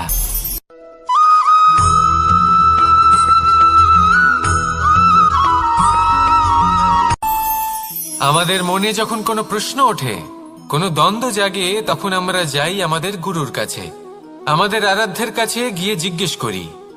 এইভাবেই একদিন আমি পৌঁছলাম আমার আরাধ্যের কাছে, আমার মহাদেবের কাছে, আর ওনাকে প্রশ্ন করলাম যে মহাদেব, জীবনে আনন্দ পাওয়ার, উৎসব পালনের, প্রেম ভাগ করে নেবার, জীবনকে উপভোগ করে নেওয়ার সর্বশ্রেষ্ঠ সময় কোনটা? মহাদেব হাসলেন আর উনি বললেন, জীবনে উৎসব পালনের সব থেকে শ্রেষ্ঠ দিন হল মৃত্যুর ঠিক আগের দিনটা। প্রেম ভাগ করে নেওয়ার সব থেকে শ্রেষ্ঠ মুহূর্ত হল মৃত্যুর ঠিক আগের মুহূর্ত। জীবনকে উপভোগ করে নেওয়ার সর্বশ্রেষ্ঠ প্রহর হল মৃত্যুর এক প্রহর পূর্বে। তখন আমি চমকে গেলাম। আমি বললাম, কিন্তু মহাদেব, মৃত্যু তো অনিশ্চিত, আমরা জানিও না কবে আমাদের মৃত্যু হবে। মহাদেব আবার হাসলেন। উনি বললেন যে যদি আমরা এভাবে জীবন কাটাই যে আমরা জীবনের প্রত্যেক দিন, প্রত্যেক মুহূর্ত, প্রত্যেক প্রহর শেষ বলে মনে করি, তাহলে আমাদের সমস্ত জীবন আনন্দের সাথেই অতিবাহিত হবে। কি বলেন?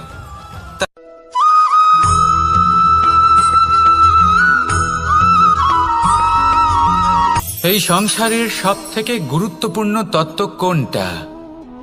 প্রথম হলো সময়। জন্ম থেকে মৃত্যু পর্যন্ত এই যে সময়, এটাই তো হলো জীবন। দ্বিতীয় হলো জীবন, যাতে আমরা সময়ের সদ্ব্যবহার করি, শ্রেষ্ঠ থেকে শ্রেষ্ঠতর কাজ করার চেষ্টা করি। বহু বছরের এই পরম্পরা, এই সংস্কৃতিকে এগিয়ে নিয়ে যাওয়ার চেষ্টা করি।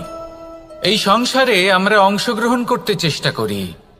তৃতীয় হলো ধন, সেই ধন যা প্রত্যেক ব্যক্তি অর্জন করতে চেষ্টা করেন। এবার এই তিনটি তত্ত্বের মধ্যে একটা সামঞ্জস্য আছে, সমান ব্যাপার আছে। সে ধনই হোক বা সময় হোক বা হোক জীবন। আর সেই সমান ব্যাপার হলো যে যদি আপনি এটা গণনা করতে থাকেন তাহলে তা কমতে থাকে, যদি আপনি এটা ব্যবহার করেন তাহলে তা বাড়তে থাকে।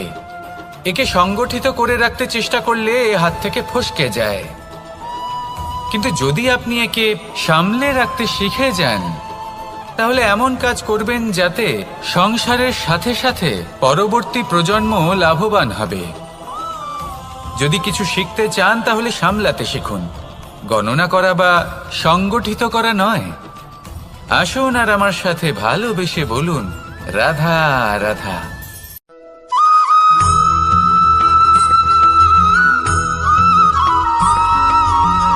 যখন আমরা কোনো বনে প্রবেশ করি তখন এই সবুজ ঘাস দেখে, এই কোমল ঘাস দেখে আমাদের মন প্রফুল্ল হয়ে ওঠে। ভিন্ন ভিন্ন প্রজাতির ফুল, ভিন্ন ভিন্ন রঙের ফুল দেখে এই মন আনন্দে ভরে ওঠে। এখানে শিশুরা আনন্দ লাভ করে, বড়রা ভোজন গ্রহণ করেন, কথাবার্তা বলেন, হাঁটাহাঁটি করে বেড়ান। এবার ভেবে দেখুন, যখন এই উপবনের নির্মাণ হয়েছিল সেই সময় যদি এই মাটিকে সঠিকভাবে খনন না করা হতো, যদি তাতে সঠিকভাবে বীজ রোপণ না করা হতো, যদি কোনো সংঘর্ষ না হতো, পরিশ্রম না করা হতো, যদি চলতে চলতে পায়ে কাঁটা না বিঁধে যেত, তাহলে এই সুন্দর বন দেখে আমরা কি এই আনন্দ লাভ করতে পারতাম? কখনোই নয়। ধরুন কোনো নদীর তটে সুন্দর একটি বন আছে, সেই বনের আনন্দ লাভ করতে গেলে আপনাকে সেই নদী পার করতেই হবে। যদি সুখের নদীর কাছে পৌঁছতে চান তাহলে তটে যে কাঁটা রয়েছে সেগুলোর সাথে সংঘর্ষ করতেই হবে। এই সংসারে যদি আপনি সুখ লাভ করতে চান তাহলে সুখ লাভের এই যাত্রা শুরু করতে হবে সংঘর্ষ দ্বারা। তাহলে সংঘর্ষকে স্বাগত জানান, এর পেছনেই সুখ রয়েছে যা আপনার জন্য অপেক্ষা করছে। এবার হাসুন আর আমার সাথে ভালোবেসে বলুন, রাধা।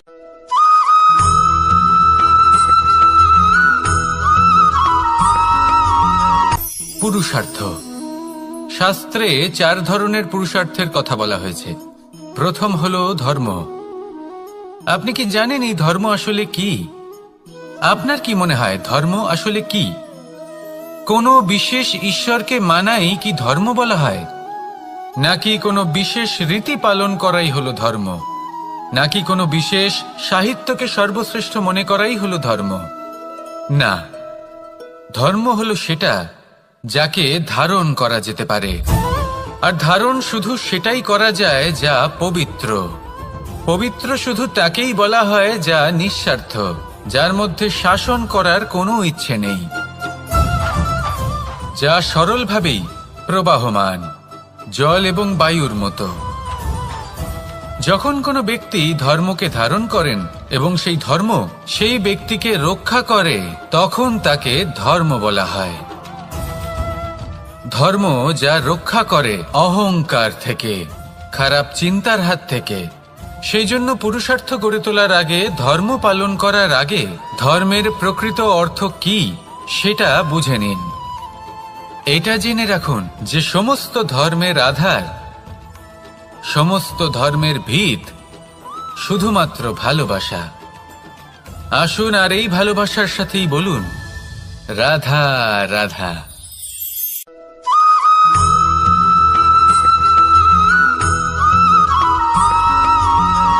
মানুষের মানসিকতা এমন হয় যে সে যতটা করে আশা করে যে তার থেকে অনেক বেশি তার বদলে সে পাবে। দেখুন, সবকিছুই আপনার ভাবনা চিন্তার উপর নির্ভর করছে। আপনি যদি ফলের বিষয়ে ভেবে কর্ম করতে থাকেন তাহলে সেটা অনুচিত। জীবনের আসল আনন্দ হলো নিজের কর্ম করতে থাকা, ফলের চিন্তা করা উচিত নয়। যদি আপনি এরকম ভাবেন যে আমি এতটা করছি, আমার এতটা পাওয়া উচিত, সেই ভাবনা অনুচিত। যদি আপনি সেবার মানসিকতা নিয়ে কর্ম করতে থাকেন, কর্মচক্রে প্রবাহিত হন, যদি আপনি এমন ভাবনা রাখেন যে আমি এতটা পাচ্ছি তাই এর থেকে অনেক বেশি আমি কর্ম করব, তাহলে নিশ্চিতরূপে আপনি যতটা করছেন তার থেকে অনেক বেশি আপনি পাবেন, আপনার আশার থেকে অনেক বেশি আপনি পাবেন। শুধু জীবনে অনেক বেশি কাজ করতে থাকুন, ফলের চিন্তা করবেন না। আর মনে রাখবেন, এই ভাবনাই সব থেকে বড় বীজ। কর্মের উপর বিশ্বাস রাখুন, জীবনে যা যা আপনি চান সবই সুখময় হবে। আসুন আর আমার সাথে ভালোবেসে বলুন, রাধা রাধা।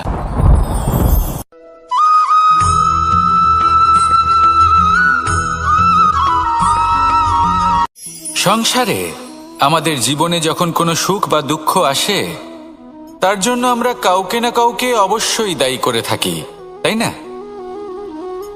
এই ব্যক্তি আমাদের সাথে এরকম কাজ করেছেন তাই আমার সাথে এমন হলো। ওই ব্যক্তি যদি এমনটা না করতেন তাহলে আজ আমি ওই স্থানে পৌঁছতে পারতাম। সবই আপনার দৃষ্টিভঙ্গির ওপর নির্ভরশীল, আর যদি আপনার দৃষ্টিভঙ্গি এমন হয় তাহলে তা অনুচিত। সত্যি কথা বলতে এই সংসারে ভিন্ন ভিন্ন ধরনের মানুষ আছে। এটা আপনার ওপর নির্ভর করছে কিভাবে তাদের স্বাগত জানাবেন। একবার ভাবুন, আমি আমার দুটো হাত সামনে নিয়ে এলাম, দুটো মুঠো খুলে দিলাম। দুই প্রকারের মানুষ আসবেন, কিছু না কিছু দিয়ে যাবেন। এই মুঠো যদি আমি বন্ধ করে দিই তাহলে না কেউ আমাকে কিছু দিতে পারবে, না আমার কিছু যাবে আসবে। নিশ্চয়ই বুঝতে পারছেন এই দুই ধরনের ব্যক্তি কারা এবং তারা কি দিয়ে যান। আমি যদি নিজের মুঠো খুলে দিই তাহলে কিছু ভালো মানুষ আসবেন, আমাকে আনন্দ, সন্তুষ্টি, জ্ঞান প্রদান করে যাবেন, ভালো অভিজ্ঞতা দিয়ে যাবেন। কোনো খারাপ ব্যক্তি যদি আসেন তাহলে তিনিও খারাপ অভিজ্ঞতা দেবেন, যার থেকে আমি শিক্ষা লাভ করব। এই সব কিছু আমি লাভ করতে পারি। মুঠো যদি বন্ধ করে রাখি তাহলে আমি কিছুই পাবো না। দেখুন, এই সংসারে প্রত্যেকের জীবনে এইরকম, প্রত্যেকের জীবনে সবকিছুই আছে, ভালো খারাপ দুই মানুষই আছে, ভালো অভিজ্ঞতা আছে, খারাপ অভিজ্ঞতা আছে। নির্ভর করছে আপনার উপর যে আপনি কি করবেন, এনাদের স্বাগত কিভাবে জানাবেন, কার থেকে কি বুঝবেন, কি শিখতে পারবেন, আর কোন দৃষ্টিভঙ্গি নিয়ে অগ্রসর হবেন। এটাই নির্ধারণ করবে যে আপনার জীবন কেমন হবে। আসুন আমার সাথে ভালোবেসে বলুন, রাধা রাধা।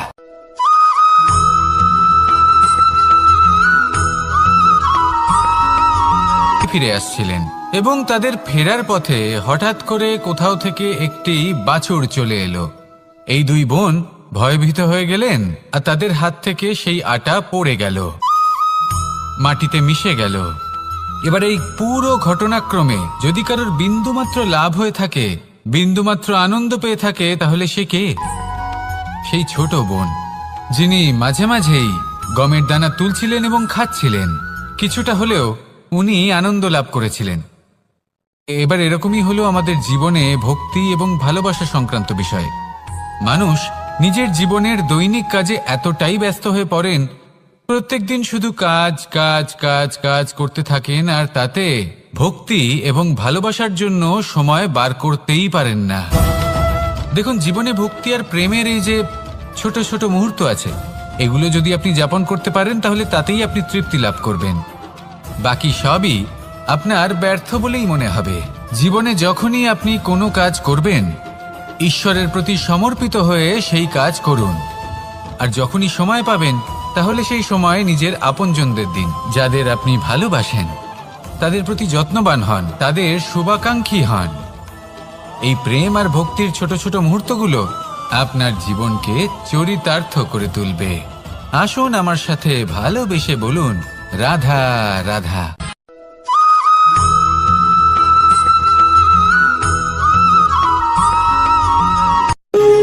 যখন মানুষের মৃত্যু হয় তখন কি হয়? অনেক সংখ্যক মানুষ শোক পালন করতে চলে আসেন। যে ব্যক্তি মৃত্যু লাভ করেছেন তার অনেক বস্তু থাকে যেগুলো তার প্রিয়, যেগুলো তিনি ব্যবহার করেছেন। তার শয্যা, তার বস্ত্র, তার আভূষণ সবকিছু তার থেকে বিচ্ছিন্ন করা হয় এবং খালি হাতে তাকে শ্মশানের উদ্দেশ্যে রওনা করা হয়। আমি আপনাকে এই প্রশ্ন করতে চাই, আপনি এই সংসারে কি অর্জন করেছেন? ধন সম্পত্তি, বস্ত্র, আভূষণ, এই সবকিছু যে আপনি অর্জন করেছেন, আপনার মৃত্যুর পরে তা আপনার থেকে দূর হয়ে যাবে। এর উত্তর হলো একটাই, আপনার কর্ম। শুধু সেটাই আছে যা একান্ত আপনার, আর শুধু সেটাই এই সংসার থেকে চলে যাওয়ার পরেও সংসারেই জীবিত থাকবে। যদি আপনি দুষ্কর্ম করেন তাহলে এই সংসার আপনাকে একটি অনুচিত উদাহরণ হিসেবে মনে রাখবে যে এই ব্যক্তি খুব পাপী ছিল, অনুচিত কর্ম করতেন। যে পথে তিনি চলেছেন সেই পথে কারোর চলা উচিত নয়। সেখানেই যদি আপনি সৎকর্ম করেন তাহলে সংসার চিরকাল এটাই বলবে যে খুব ভালো মানুষ ছিলেন, সবাইকে ভালোবাসতেন, সবাইকে সাহায্য করতেন, আমার খুব প্রিয় মানুষ ছিলেন। এটাই হলো শ্রেষ্ঠ কর্ম। সেই জন্য জীবনে শুধুমাত্র ধন সম্পত্তি, আভূষণ এই সব অর্জন করতে গিয়ে নিজের মনোনিবেশ করবেন না। শ্রেষ্ঠ কর্ম করুন। সংসার থেকে চলে যাওয়ার পরেও এই কর্মই এই সংসারে আপনাকে জীবিত রাখবে। আসুন আমার সাথে ভালোবেসে বলুন, রাধা রাধা।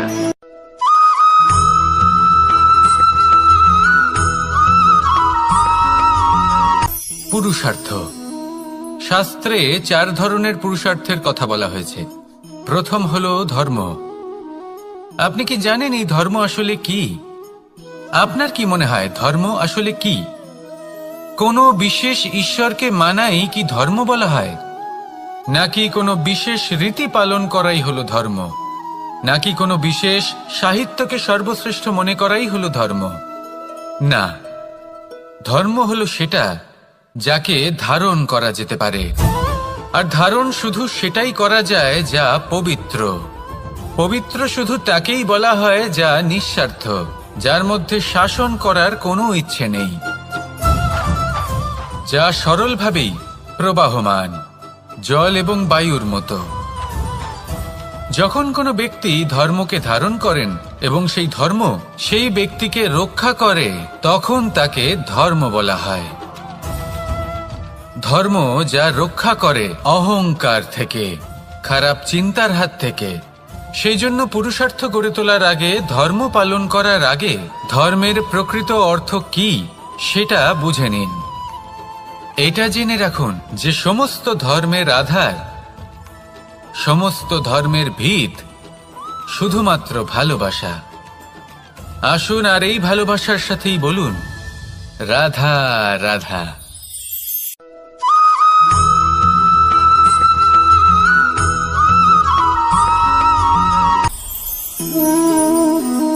শক্তি।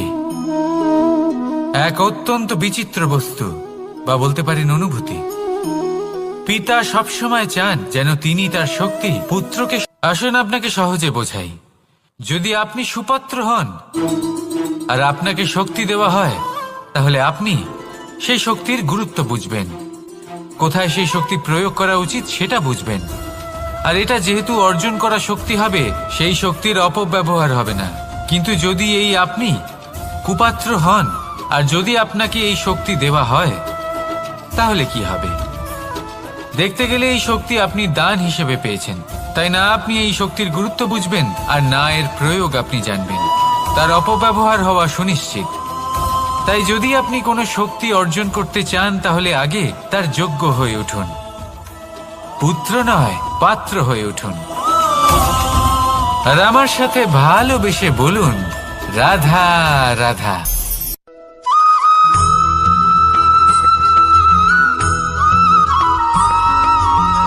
কথায় আছে যে এমন কোনো অক্ষর নেই যার দ্বারা কোনো মন্ত্র হয় না, এমন কোনো বনস্পতি নেই যা নিজেই একটা ঔষধি নয়, পৃথিবীর এমন কোনো ব্যক্তি নেই যার মধ্যে কোনো যোগ্যতা থাকে না।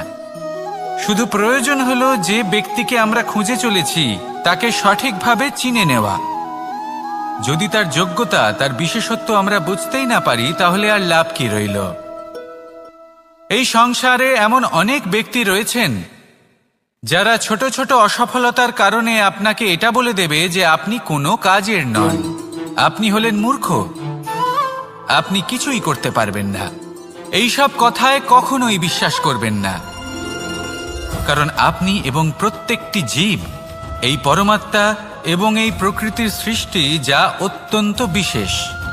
যদি আপনাকে উদাহরণ দিই, তাহলে একদিকে আছে তরোয়াল, একটা বড় লম্বা তরোয়াল, যার দ্বারা যুদ্ধ করা যায়, জয়লাভ করা যায়। আর অন্যদিকে রয়েছে একটা ছোট্ট সূচ, কিন্তু যে কাজ একটা ছোট্ট সূচ করতে পারে তা একটা তরোয়াল দ্বারা সম্ভব নয়। এর অর্থ হলো এটাই যে প্রত্যেকটা রচনা অত্যন্ত অমূল্য এবং অত্যন্ত বিশেষ হয়। তাহলে বিশ্বাস রাখুন যে আপনি অত্যন্ত বিশেষ একজন, আর প্রেমের সাথে বলুন, রাধা রাধা।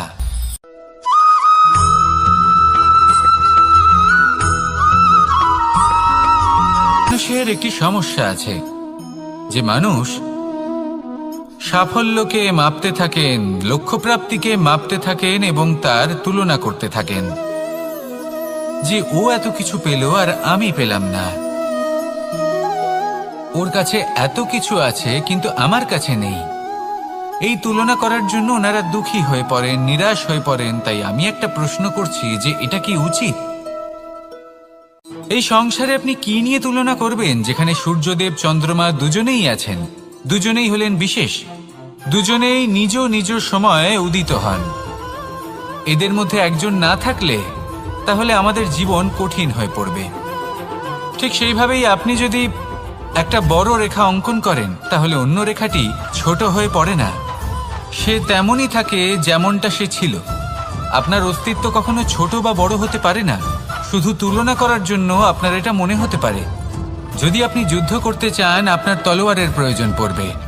যদি বস্ত্র তৈরি করতে চান, এত বড় তলোয়ার দিয়ে কিছুই হবে না, তখন প্রয়োজন পড়বে একটা ছোট্ট সূচের। তাই তুলনা করবেন না, না নিজেকে ছোট মনে করবেন, না অন্য কাউকে। সবার সাথে সহযোগিতা করুন, আর যদি তুলনা করতেই হয়, নিজের সাথে করুন যে কাল আমি কেমন ব্যক্তি ছিলাম, আজ কি তার থেকে শ্রেষ্ঠ হয়ে উঠতে পেরেছি। ভেবে দেখুন ভবিষ্যতে গিয়ে আপনি কতটা শ্রেষ্ঠ ব্যক্তি হতে পারেন। আসুন আমার সাথে ভালোবেসে বলুন, রাধা রাধা।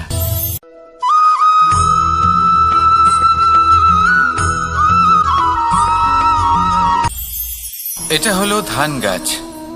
এর থেকে যে চাল উৎপন্ন হয় তা মানুষ গ্রহণ করেন। আর এটা কি? এ হলো জংলি ঘাস। একবার ভেবে দেখুন, যদি এই জংলি ঘাস ধান গাছের আশেপাশে থাকে তাহলে কি হবে?